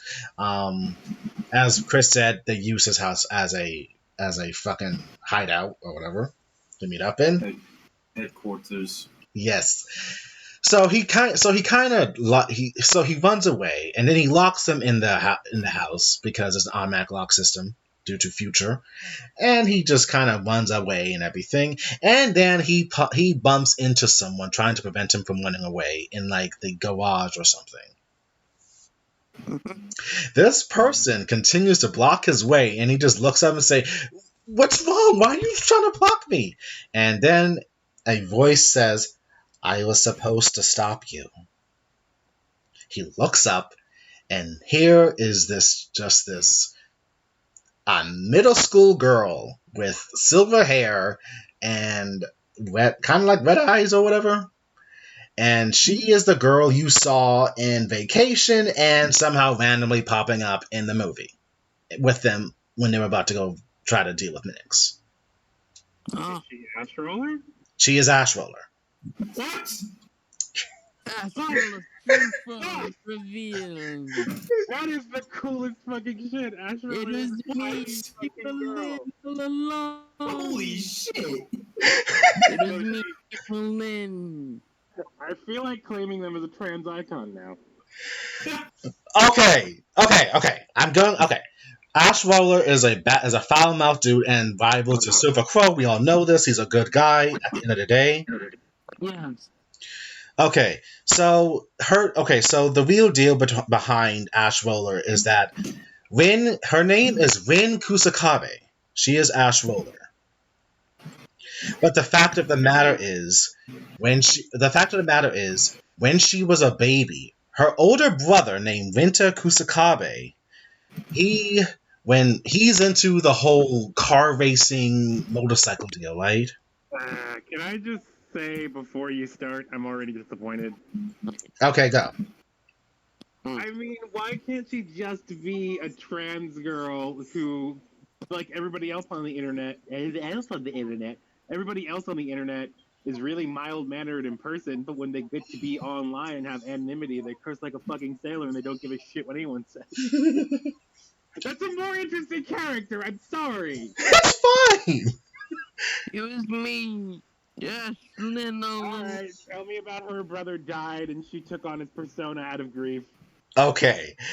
So her brother's name is Renta Kusakabe, and 2 years ago he was in a horrible accident when he was doing the ICGP circuit, internal combustion car circuit racing. He wound up in a terrible accident. IGPX. Oh, that's Yes. IGPX. Yes. So when Rin was born, he loved car racing as a young boy, right? Like all that shit. So Yeah. he decided to. So she never had like a. So he used his own Neuralinker and had her use it when she was a baby, and he showed her nothing but like race car things and his dream about being like in a racing circuit or whatever. Mhm. So she met the first requirement of having a Neuralinker due to her brother. She eventually got her own Neuralinker as she got older, especially when she was in elementary school. She got her own. But then, like when she was like, as I said, like this is like 2 years before the main story. So she was like 12 when he wound up in his accident. Mhm. He is currently in a coma. Rin was she could get a job due to like the laws of Japan changed in 2047 or 2046. Child labor is legal now. We live in a surveillance state. It's Yeah. the apocalypse. Yes. So she was pretty much helping out as a nurse's aide, like just giving people water and everything. But she was a klutz because, of course, she was. This is how she first met up with Fuko. This is how she met Fuko for the first time.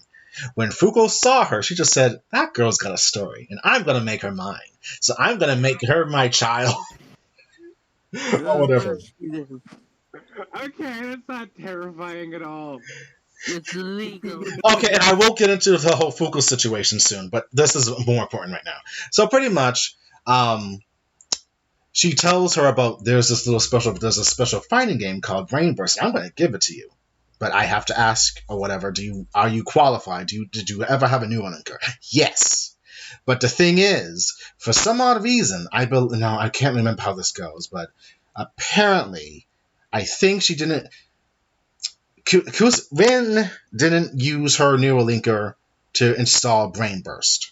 She used her brother's Neuralinker because it was much more compatible with the system, I think. And it had engrams of his brain still on it? Most likely. Yeah, Does this that's just why I like happen? them. What if you pass your Neuralinker around to like 5 other people? Would you Actually, get there- brain there- burst from an amalgam? Okay, that is somewhat explained about the fact that it's like a lot of things that went into Neuralinker to prevent that. But due to the circumstances of the exception of the rule, for some odd reason, Rin had access to his Neuralinker as a baby. So pretty much he's a little bit more compatible with his than she is with her own. So Fuko is aware of this. Fuko sends the brain burst program to the Neuralinker to her that Rin is using of her brother's. That gray one you see her change with in the movie, that's her brother's Neuralinker that she uses. No, so that's kind of like why. So how much of Ash Roller is Rin and how much of Ash Roller is Ritsu? I'm getting there. So pretty much when it successfully installs, pretty much, and then she accelerates, and then I guess the nightmare happens, and then or whatever, and then she eventually does it, and then and Ash Roller is born. It is somehow configured to be. She is somehow turned into a man in the accelerator as Ash Roller.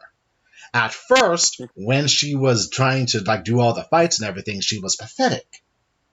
But somehow, some way, her brother somehow decided, I'm gonna help out my sis. Like, you don't got this, sis. I got this. Can I get in control here? And she's like, okay, because she's soft mannered and everything or whatever. So that's it's explained by the fact that it's like a kind of a dual personality deal. that's When how Astroller knew about the sister's crush on. yes, So wait a exactly. minute. Wait a minute.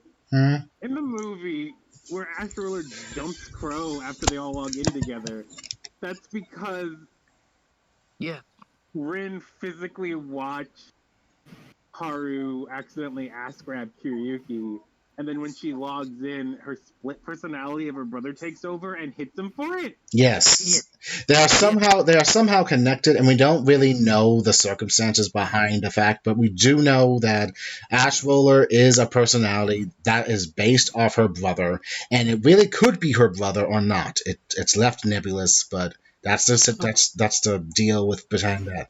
So just, she has memories of playing as Ash Roller, but it's like a dream to her. It's like on automatic. She's like watching from a distance, while Ash Roller. it's not full normal bait situation here. Yes. So an Ash Roller's personality is the one that takes over. So it's really it's weird, I know, but that's the deal with Ash Roller. Like, it's interesting, but I like my version better. I know you do. Anime Skeletor. Even though that is the circumstances behind, No, now I'm sad because all of the shipping jokes are basically, like, dumb now. no, it's still valid because even if that's the case, But Ash Roller isn't real! he is real in the accelerated He's world. just a figment of Rin's imagination. He's not a figment. We don't know that yet. It could really well be Rinta somehow. I guess. Because he did say my sister. He is very possessive of his cute little sister, no matter what. Yeah, so Also, when it feels kind of shitty because Rin doesn't actually get to play the video game. Well, she's aware of it to an extent. She gets hints of it. Yeah, And like a lucid dream, not actually like a. It's like you're playing with a fucking little cousin and you give them a controller that isn't plugged in and tell them they're playing. even if that's the case, she has mentioned the fact that she does know how many missiles that armament motorcycle he has. So she is somewhat coherent with knowing certain things, and the fact that she has kind of talked to Ash Roller somehow, and the fact that they kind of communicate information to one another. I guess interesting. I wanted her to be trans. Ash Roller is his own person who loves who loves his little sister very much, and that's Doesn't want why. to play video games. And I wish that now I wish that Ash Roller was a girl the whole time, and That well, would have been cool too. the thing about Ash Roller more is the fact that when when she knew who Haruyuki was from the get go. Actually, she knew who Silver Crow was at the beginning of the series. When it was the first battle he got involved in, Yeah. after the whole fight and everything, apparently Haruyuki was like very confused or whatever. He was like standing in one place, and Rin happened to be there, but like at a higher level when she was like trying to catch a bus or whatever. She saw him just looking around and everything, and she was able to crack his identity in the wheel. And from then on, she developed she said that how does she put it? You gave me a good fight, and I just want to always fight with you. You were a good fighter and everything, or whatever. Even at the beginning. Oh no! Man. So that she knew who he was from the get go, but she kept it secret because, of Wait, course. she thinks that I guess that she's more aware of it than it says because she said you gave me a fight, not my brother. Exactly. I mean, the way I'm wording it and the way it's worded is totally different. So technically, I think I'm paraphrasing because it is somewhat of a hard concept. But I pretty much at this point just say that that's Ash Roller and she's Win. It's a separate deal, and just go with it. Don't think too deeply into it. Sadly, Yeah, your shit's gonna hurt. it When you start does. Norman Bates, which is like Exactly. let's Exactly. find blame multiple like so dissociation or what we say multiple personality disorder. Even though that's not what it is anymore. Mm. So that's whole Ash Vola's deal, and the fact that Win is actually very forward with the fact that she admits to Haruki from the get go that she likes him. Uh-huh. Wait, really? She pretty much says I love you or I like you. She loves him very much. Yeah, I kind of saw. She would do anything to be with him, and it is kind of seen in the books. She's rather forward, and Fuko sometimes has to rail her in, like, "Oh, what are you doing? Come on now, let go of his shirt, or do you want to go through my special training?" And she lets the fuck go. So Like, no, not the special training, no. I exactly. don't know how I feel about this. I don't know what special training is, and it must be horrible. And okay, in the latest book I read, when all of Nega Nebulous and Prominence are as one now, she pops up because she's a temporary member until they deal with the until they deal with the research society. She pops up in a kind of like, you know how they do those avatars and those dive-in things, like how Haruki's got like a pig avatar, and Akira's got like a otter, and everyone else has got like random avatars with their real faces on. Yes. Okay, so her avatar is pretty much her in a bicycle getup. Ah, Like a street bike thing? Yes, and it reveals like a little bit of her navel, and she's got big boobs. So like Moomin Rider from One Punch? Yeah, think of it like that. Think of it like total metalhead bicycle chick, pretty much.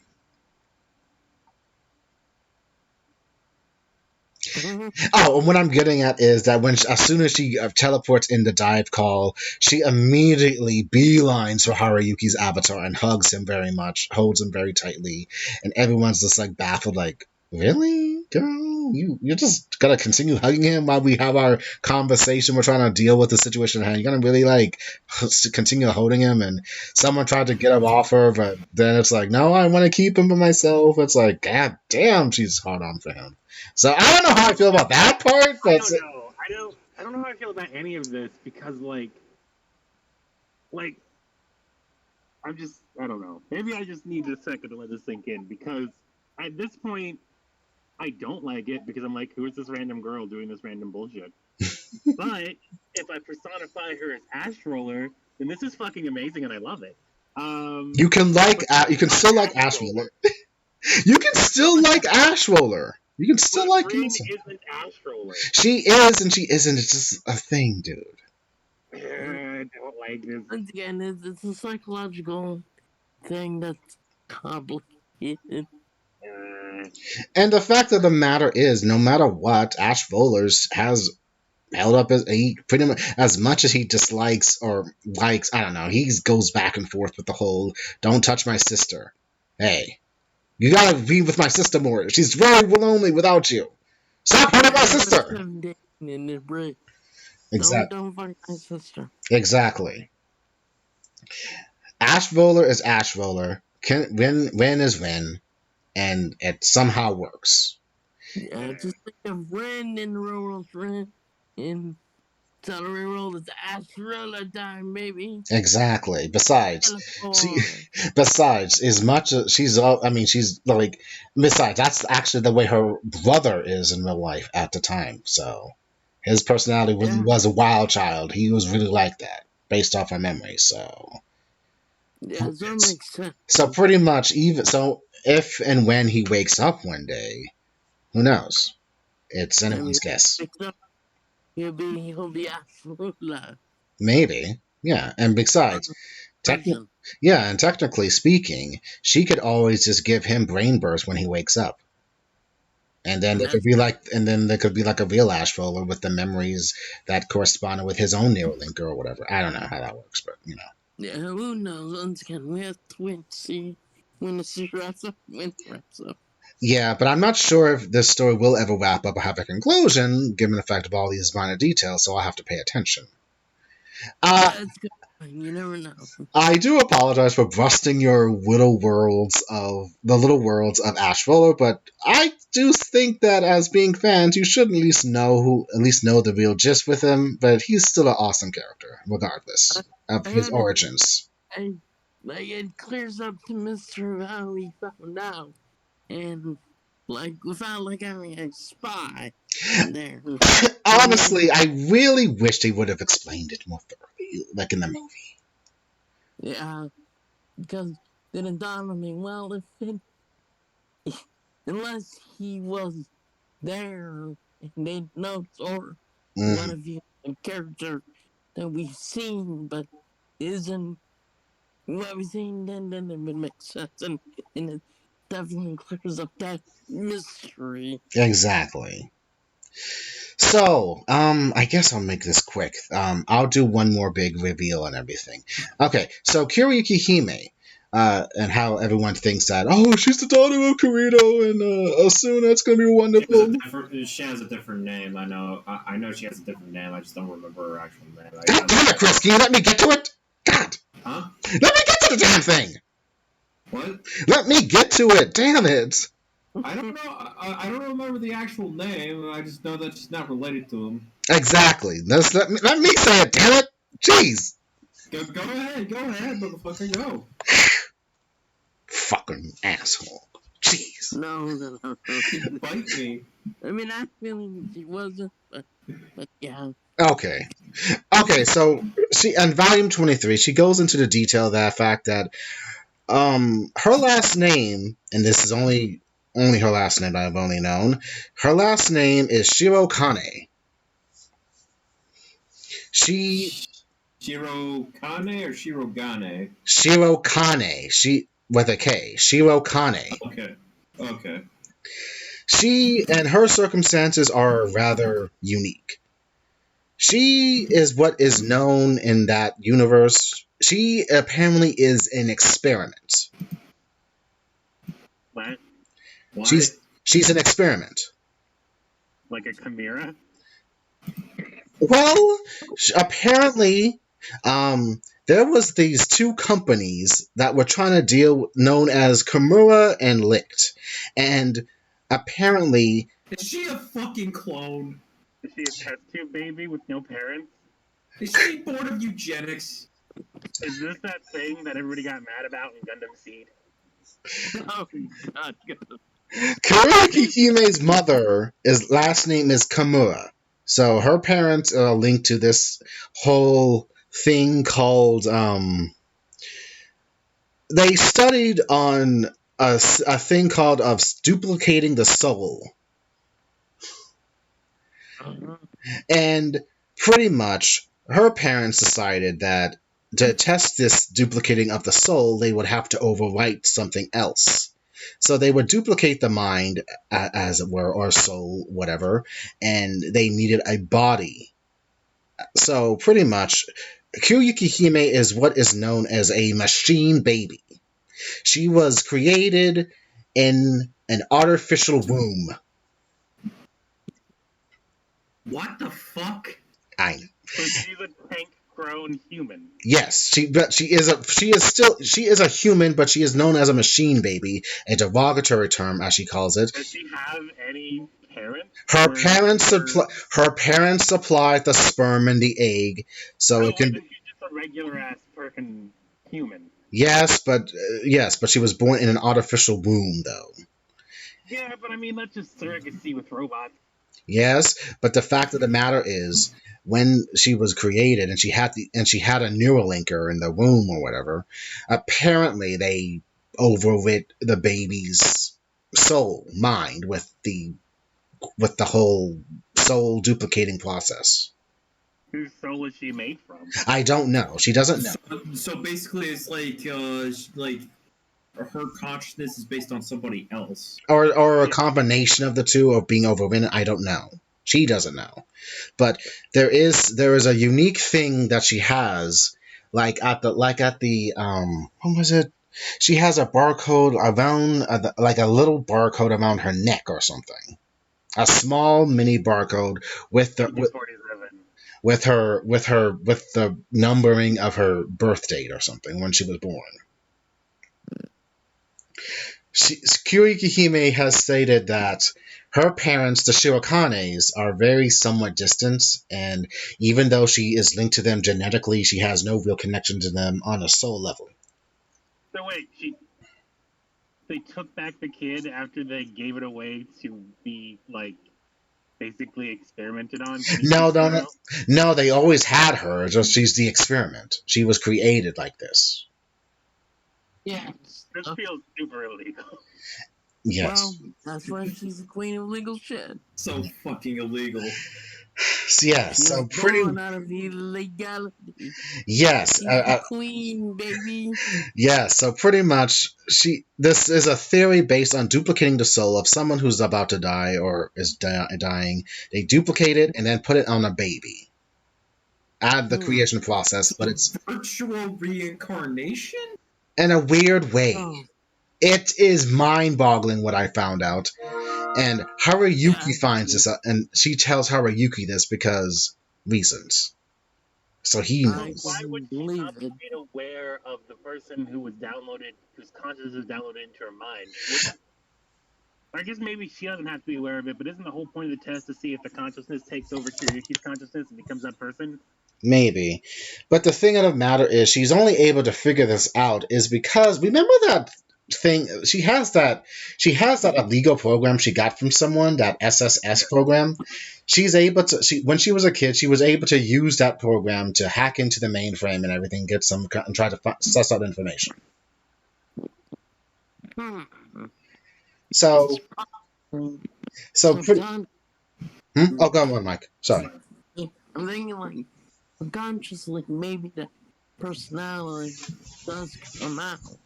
Maybe. Where Well, fully, but we don't know yet because this obviously is a big revelation. it is.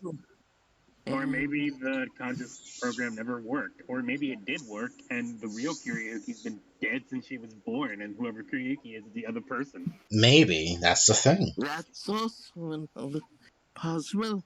Don't know.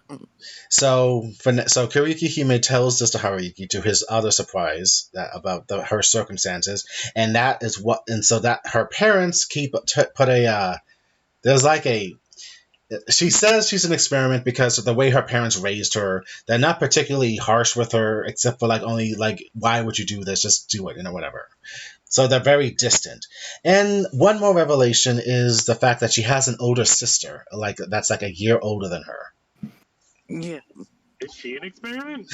I don't know. It's never explained. But the fact of the matter is, she's beautiful, she's smart, and she is also Kyoyuki Hime's parent in the Accelerator World. She is the one that Yeah. gave Her parent? And her master, pretty much, the one that gave her brain burst. Doesn't she hate her? Yes. But they yes, live together. Actually, Kyoyuki Hime lives in a different residence due to something happened in the past that forced them to separate the two kids because she was going to kill her older sister. yeah. It did specifically say in like the third episode, if I ever see that bitch again, I will kill her with my own bare hands. Yes. Yes. She tried to do that when she was 11 or something. Yeah, everyone I heard it. So pretty much her sister is White Cosmos. She is the White King. I was about to say she's a king, isn't she? Yes. Yes.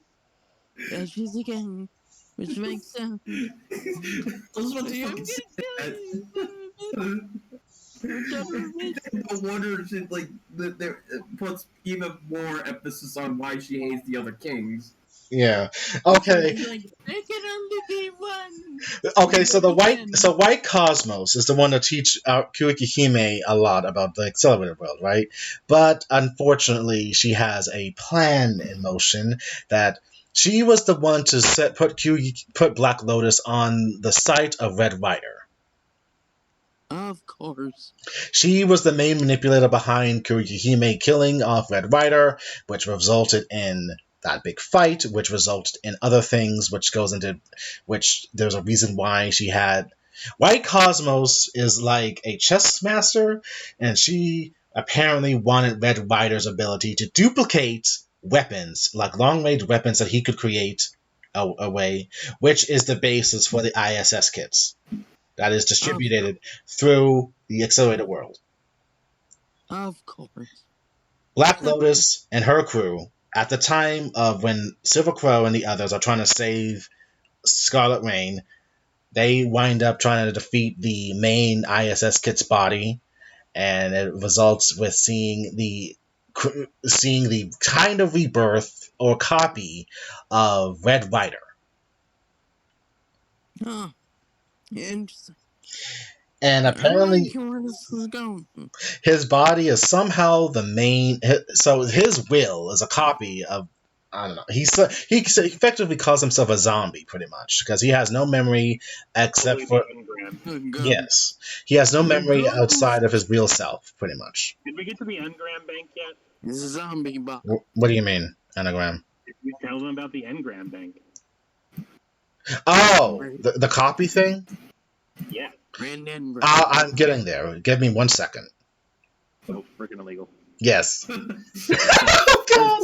So pretty much, The end brain now. so Black Lotus and her crew are trying to have to deal with Red Rider in order to stop the ISS kids from being distributed, and then they're able to defeat him at first, and then he just says, "Okay, thanks for doing that. I'm somewhat normal now, and then if you can defeat the main body, I'll be able to put the kibosh on the ISS kids. I'll be able to seal it. I'll be able to seal it away." And no one will be infected by the main body again. I'll go put myself in the bank. Yes. And then a big fight happens once again because this was like action packed all around, and they were able to defeat the ISS main body. And the mysterious thing was the fact that it was really a burst linker or whatever. And the fact of the matter is, it could have been Red Rider's body. I don't know. Oh, like they downloaded a copy of Red Rider into some random schmuck's body. Yeah. And over time, the engram of Red Rider they downloaded into that random schmuck festered and turned into a zombie. Yeah, something like that. So pretty much, effectively, Did that you is learn anything about that random schmuck, or is he just Soldier really unlucky fucking B? about Red Rider. No, about that dude they put his brain in. No, nothing. Fuck you. Sorry you had a terrible time in this game. Now die. Yes.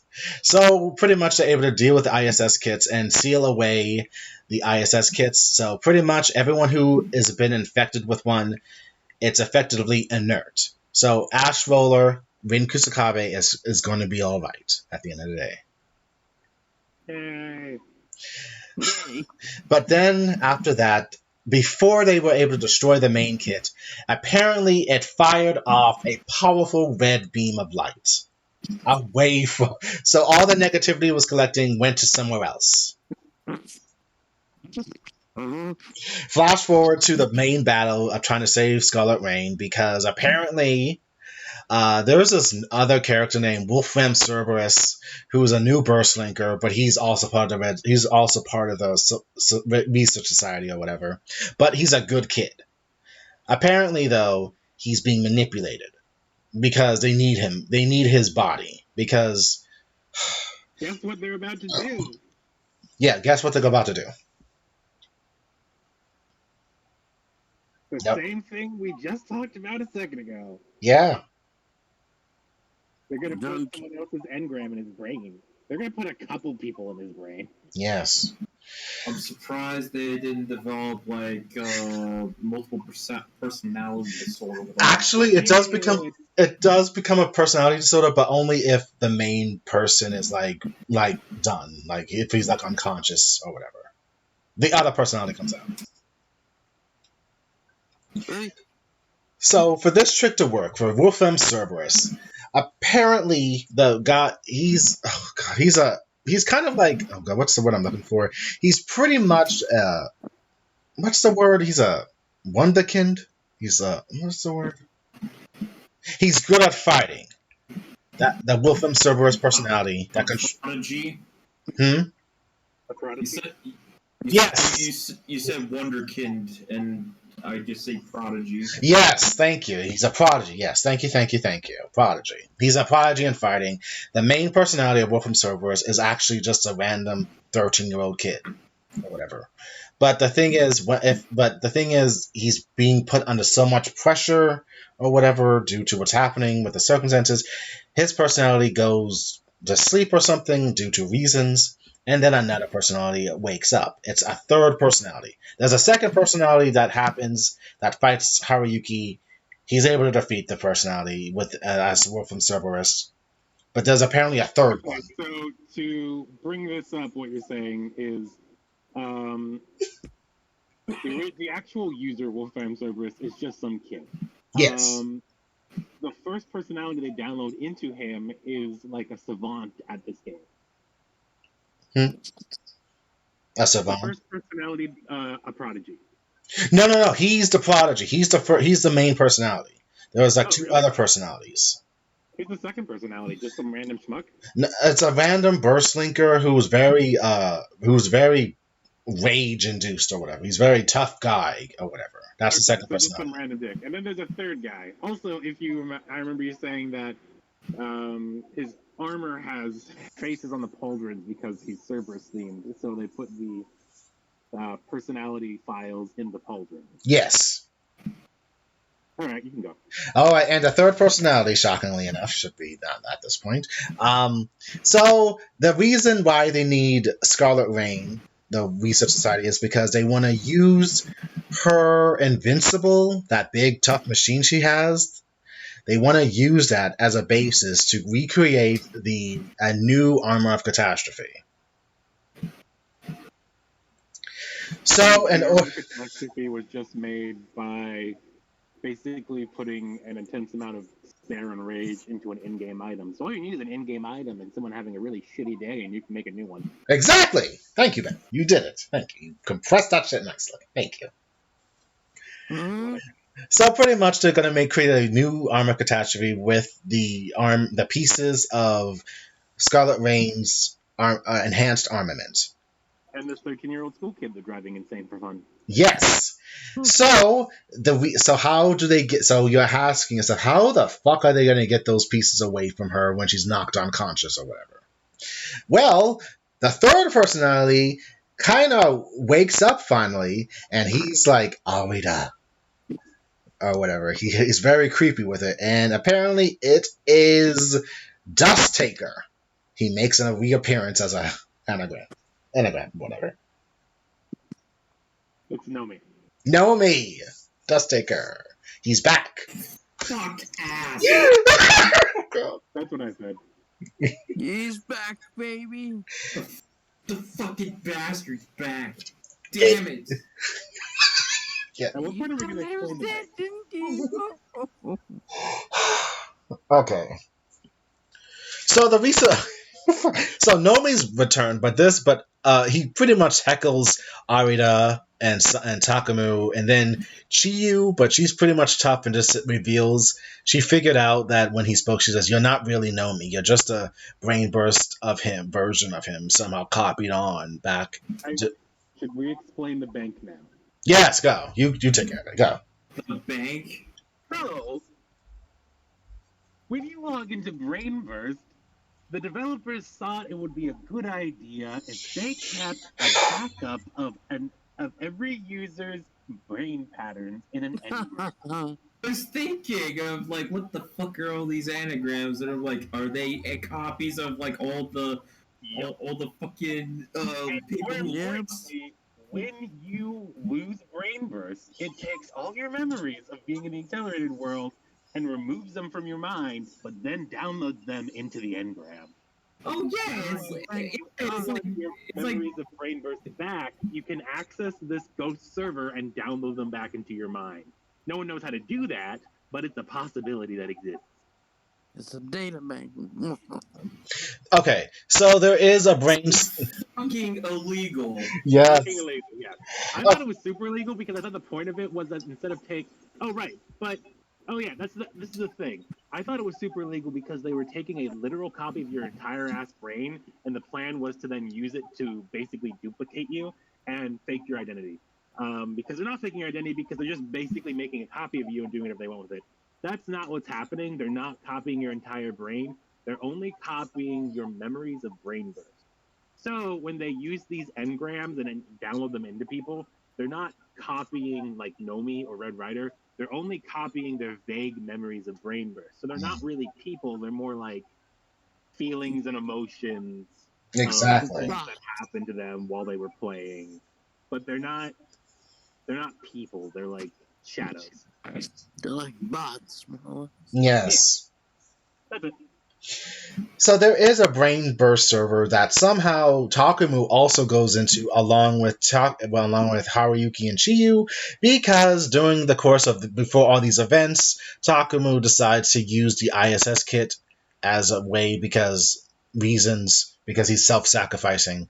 And when Haruyuki found out about this, he rushed over to his house and tried to stop, and they had a big fight where Haruyuki fought Takumu for the second time, and it was pretty much he was able to snap him out of it briefly, but it didn't wind up. But he was still afraid that he would still he's still infected. So Haruyuki decides and Chiyu to spend the night over the Awada house and with Takumu just to keep him company.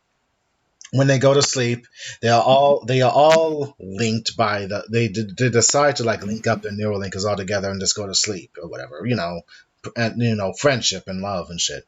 They wake up in the brain burst server, and Haruyuki and Chiyu are in the avatar forms.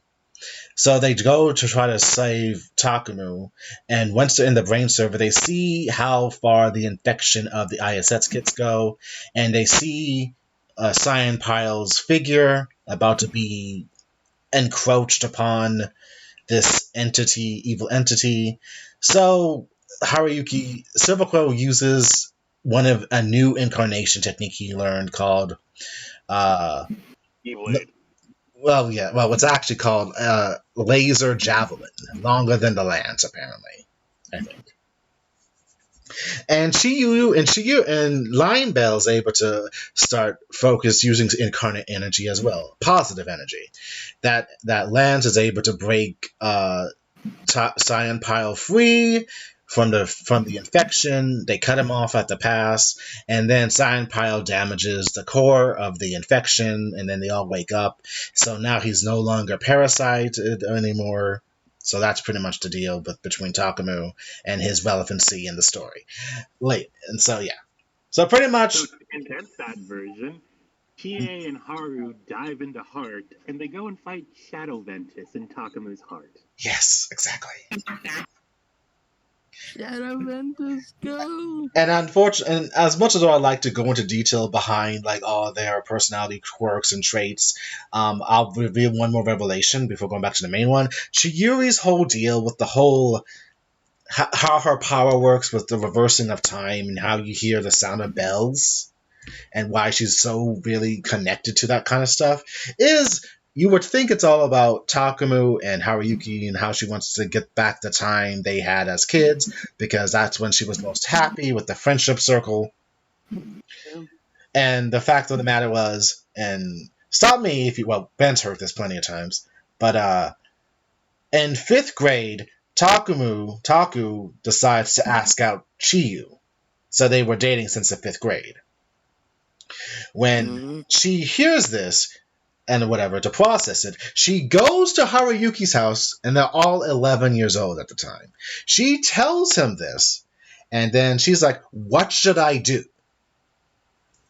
Haruyuki, not knowing, because 11, he just says, whatever you decide, I guess it'll be fine. I don't mind if you guys date. And this is kind of what breaks the friendship eventually, because when she starts dating Takumu, they all start drifting apart. And this is what starts the whole Chiyu always fretting over Haruyuki because she really has feelings for him and not Taku or whatever. And this could go into a more psychological need of why Takumu felt the need to try to do something with Chiyu, because there is a strong possibility that as much as Takumu has looks, skills, intelligence, there is a part of him when it comes to Haruyuki that he's lacking, and he feels like totally inferior to Haruyuki due to the fact of whatever he has, he doesn't have it. No, So, yeah, I mean it it becomes incredibly more likely if during the time they were dating, Chiyu was still pining for Haru and Takumi noticed. Yeah. Because then he knows for sure that she picked Haru over him, and he's like, why? What does this little fat fucker have that I don't? What is it? I mean, it kind of sounds like that's exactly what he was fucking saying during their first fight in the first season. Yes. And he just puts him out of the picture so Chiyu would stop pining over him.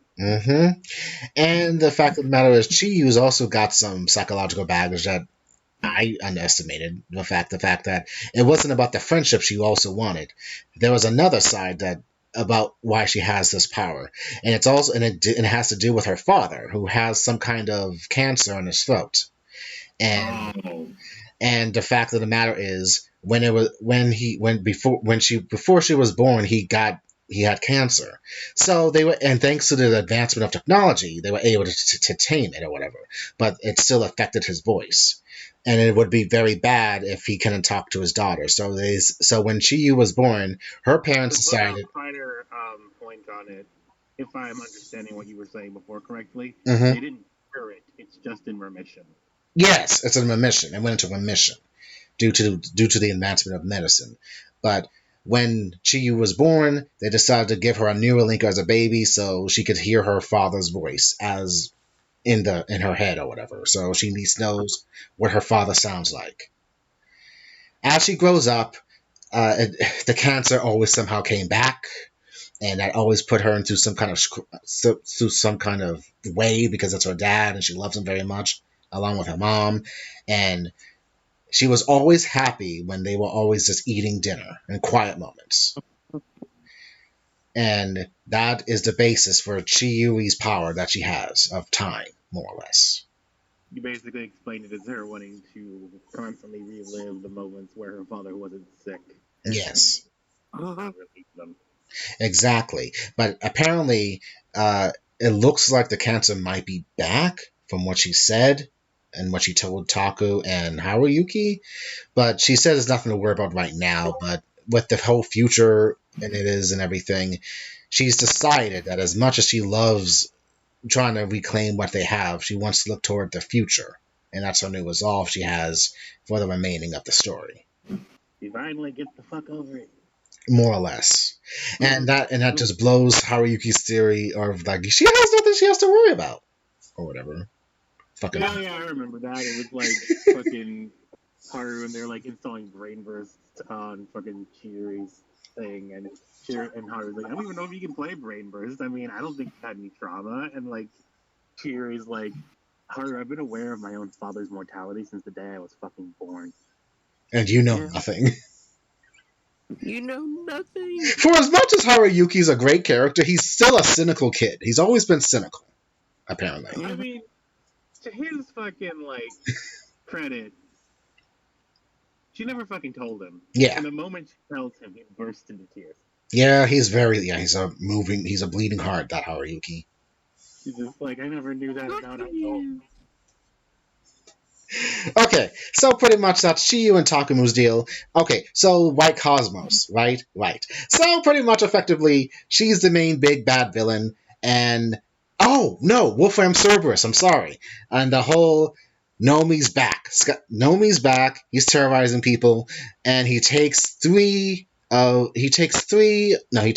four of the enhancements of Scarlet Rain's special skill, the Dreadnought. Or the Invincible, whatever. No.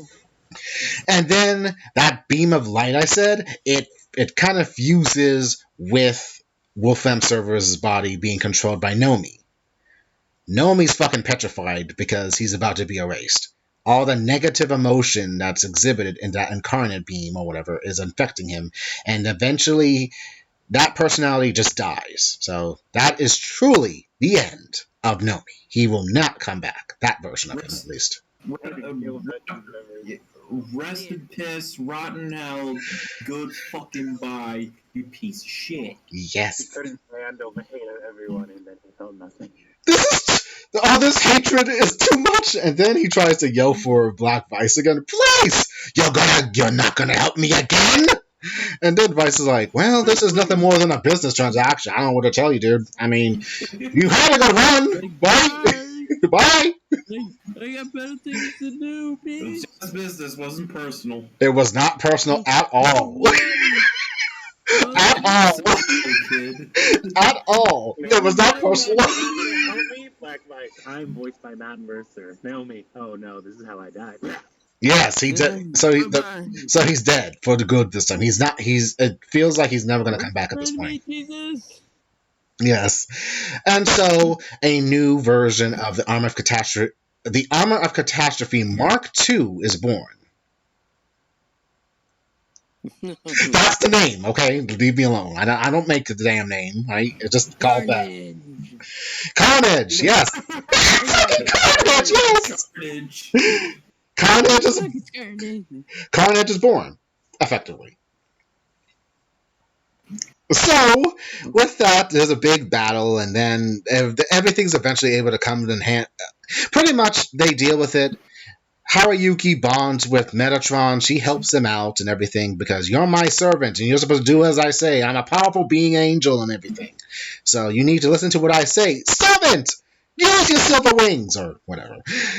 So she pretty much helps him deal with the final blow with Carnage. And then after that, Lion Bell is able to use her powers to give back all the enhanced armaments from Carnage back to Scarlet Rain, but unfortunately, the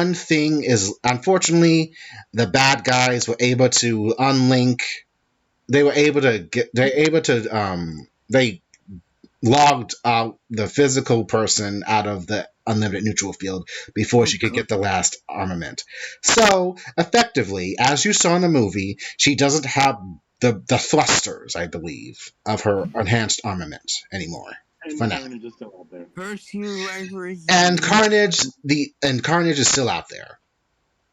And so pretty much he has not shown himself yet as of right now, but he is still out there, and he's still out there.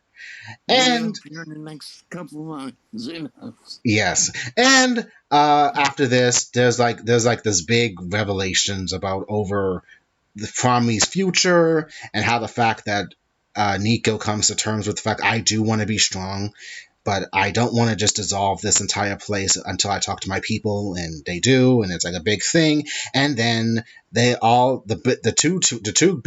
two groups come together. They have one battle out. And then Black Lotus and Scarlet Rain have one more fight, not physically, but just a rock paper scissors thing. And Scarlet Rain throws out paper on purpose because Lotus can only do scissors with her hands because it's swords.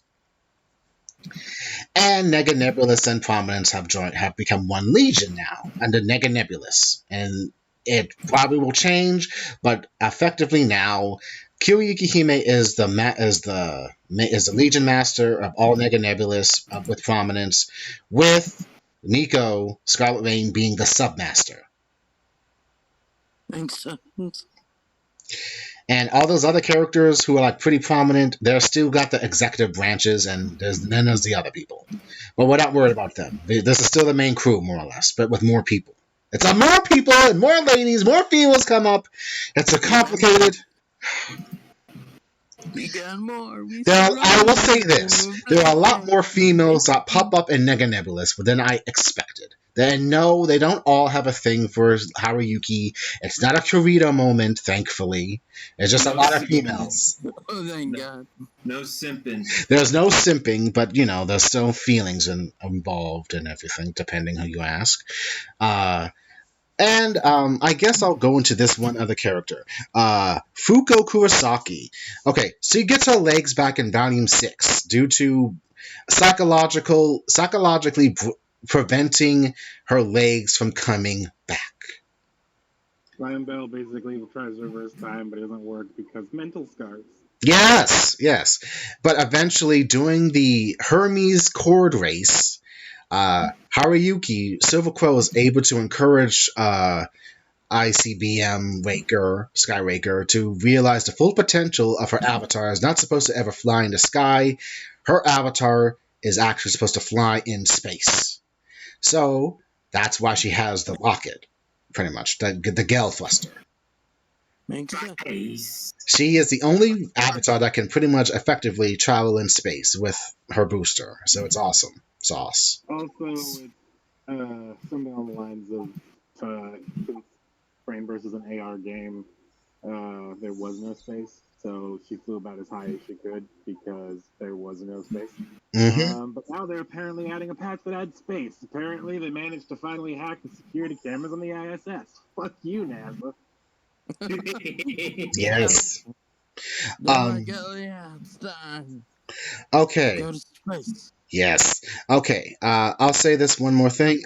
Oh, go on, Ben. No, that was kind of it. I mean, the only other thing that happens is basically fucking after the race because of fucking Haru being cinnamon roll Sora person therapist boy. Yes. Heals Fuko's mental scars and the fucking bell works this time so she gets her legs back. Yeah. Her legs come back, and now, even though she still uses the wheelchair as her own enhanced armament, she can effectively, as you saw, she's a good fighter. And unfortunately, it's sad. You get enhanced armaments from level ups, or do you like buy them? You get enhanced armaments from level ups, or do you like buy them? Leveling up, but there is a shop. Oh, wait. There is a shop you can go to, but Haruyuki is forbidden to ever go to the shop because he would waste all his points on the shop and it would just be totally useless. So you can buy a wheelchair there? No, maybe? You can buy a lot of things there, apparently. The shop is somewhere located in the unlimited neutral field. Alright. And, I assume there are multiple shops because fucking Red Bolt was able to find a bar and sell tequila. Yes, pretty much. So, Archangel Metatron, as I revealed, she's like very connected to the main part of the story, being connected to Haruyuki, and there was like this whole thing of who really owns Haruyuki Silver Crow, because Kirikihime is his parent, Fugo is his master, and Metatron says that you are my servant, and there have been clashes about who really owns who, and it's very funny to see. But then again, Archangel Metatron does care for Haruyuki Silver Crow, even though she treats him badly because she's a tsundere and everything, and she's always admonishing him, like, you need to make sure you call me when you come back to the Accelerated World, servant. I can wait 100 years due to being on a higher level than you, but I would like to be useful. She's the mascot of Mega Nebulous. She is Tonga. She's the mascot, effectively, of that group now, more or less. Yeah, because I made that joke that there's the Digimon version and then there's the Pokemon. Exactly, Mikey. Yes. Trans rights and kill me or release me now. But fuck me, god damn it. Anyway. I like the meme that Ben made. Anyway, three more things. Remember I mentioned the name Magenta Scissors? Yes. She, they pretty much forgive her for all the transgressions, and she joins up with Mega Nebulous. Oh, yeah. And then there's another character named Trilead Tetracide. He is an avatar. He's a blue avatar that Haruyuki and Arda Maiden Utai meet up within the castle gates in Volume 7, and he owns one of the 7 arcs, the Infinity, and he is Graphid Edge's child. If you do not know who Graphid Edge is, he is one of the 4 elements of Mega Nebulous, but his personality is he is very eccentric and he's very loose. He's an idiot, effectively. He's a powerful fighter who could have gone up to level 9 but chose not to.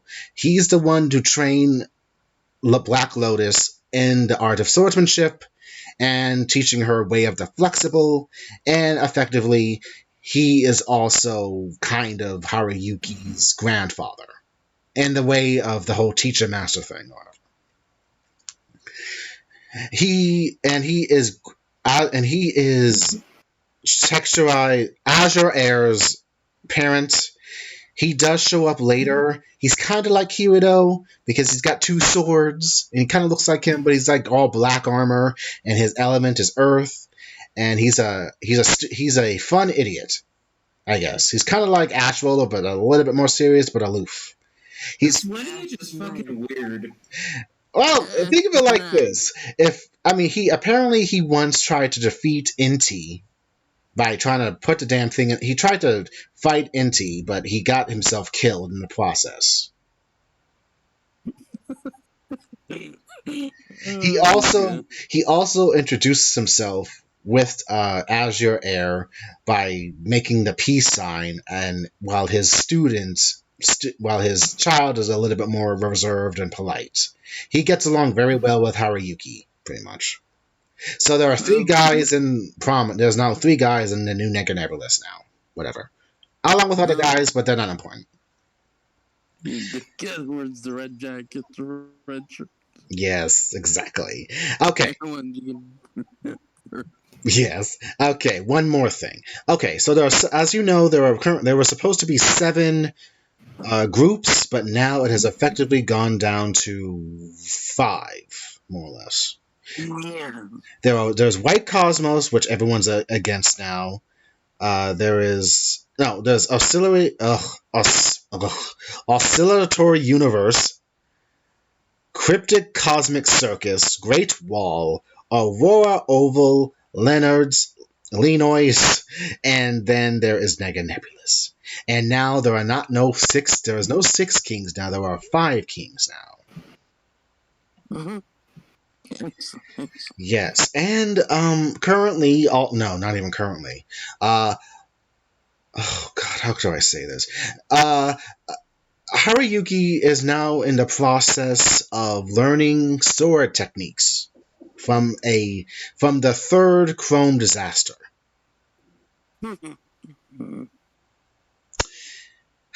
It's annoying. He pretty much gets another female to teach him something, and she's got fine legs, and she's a sword master.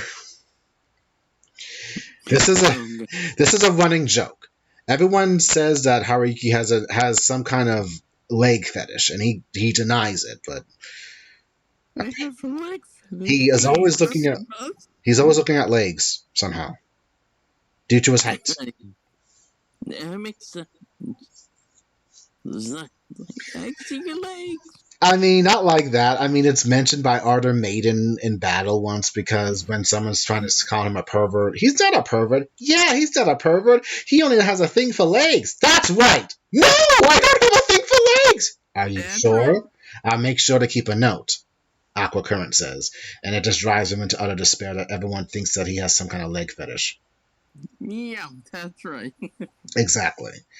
Oh, right, Fuko. There's one more thing about her backstory. You guys somehow mentioned that about she could have been in an accident and everything because of her whole leg deal. No, actually, it is a genetic thing that she was born. Defect.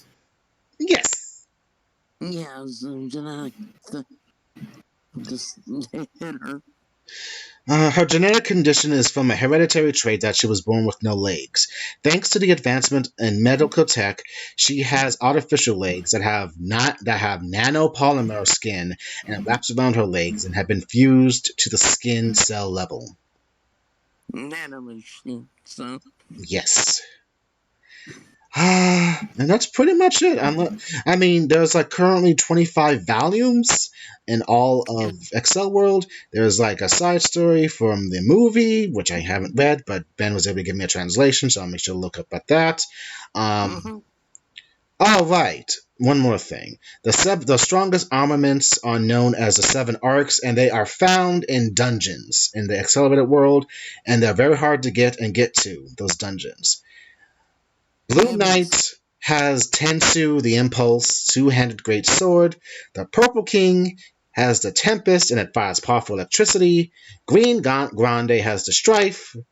The Luminary, which is used to control the beings, and which was able to control Metatron at one time, Yeah. is a crown and scepter that belongs to White Cosmos, though Ivory Tower uses it, however, and it controls beings and other wild enemies. The Infinity is a straight sword, is in the possession of Trilot Terexide, and the Arm of Catastrophe, known as the Destiny, is sealed away forever.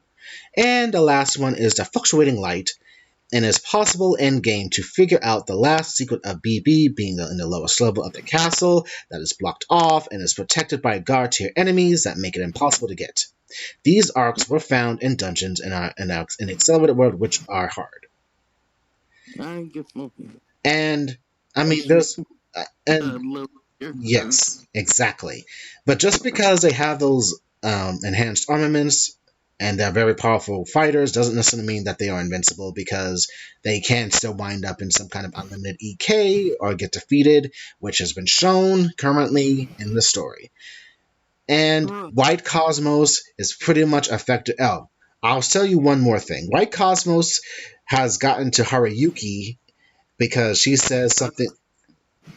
She somehow was able to one up everyone once again. And White Cosmos, when she's with Silver Crow and Metatron, she makes him a deal. I'll release everyone if you come with me and join my legion. And in order to save everyone, Silver Crow decides, fine, I'm gonna join you. And then Metatron says, Servant, you can't do that.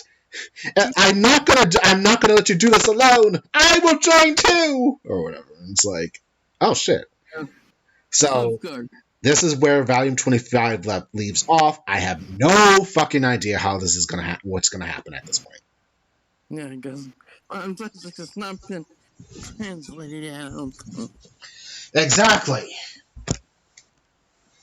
There could be like minor things I've gotten to say, but I'll probably mention it in random passing, just like how Chris does with Guyver, always adding a Guyver conversation when we talk, or Star Wars, or Halo, or Jack and Daxter, or something. It'll be fun. Fucking bite me. You bite me, sir! Maybe we do a follow-up after Maybe. We'll do a follow-up one day. It's cool. All the more volumes are released and translated. Yes. So that, everyone, is long, but that is the Accel World Revelations Nu CJM Extra video. I hope you've stuck around and learned a lot of things with a lot of good jokes, so whatever. Thank you, Chris, Ben, and Michael for being here. I was very happy to do this, as much as the illegal bullshit that has occurred in this one moment a lot. Effectively Kuroyuki Hime being the queen of illegal shits. And along with the fact that apparently she was illegally made. Yes. And the fact that Haruyuki is a cinnamon roll and this like Sora, he's a good guy. And unfortunately, we will see where the future holds for him and the future of Nega Nebulous. I can't believe we made so many jokes about how all this illegal shit. And the fact that she was conceived illegally. Exactly. This is ironic. So yeah, it kind of came full circle, didn't it? Our gag was canon. Yes. That's all illegal. So I hope you are enjoying the memes you see on the video that I was able to download from my friends. They did a good job with all the memes. And unfortunately, I am the cause of them knowing about Accel World and making the memes. So blame me. This is my fault. I released this evil upon the world, and I will deal with it myself. So. You have unleashed Michael on the world. So fucking illegal. Yes. So with that, I guess we'll call it quits. I can't wait to see the clusterfuck of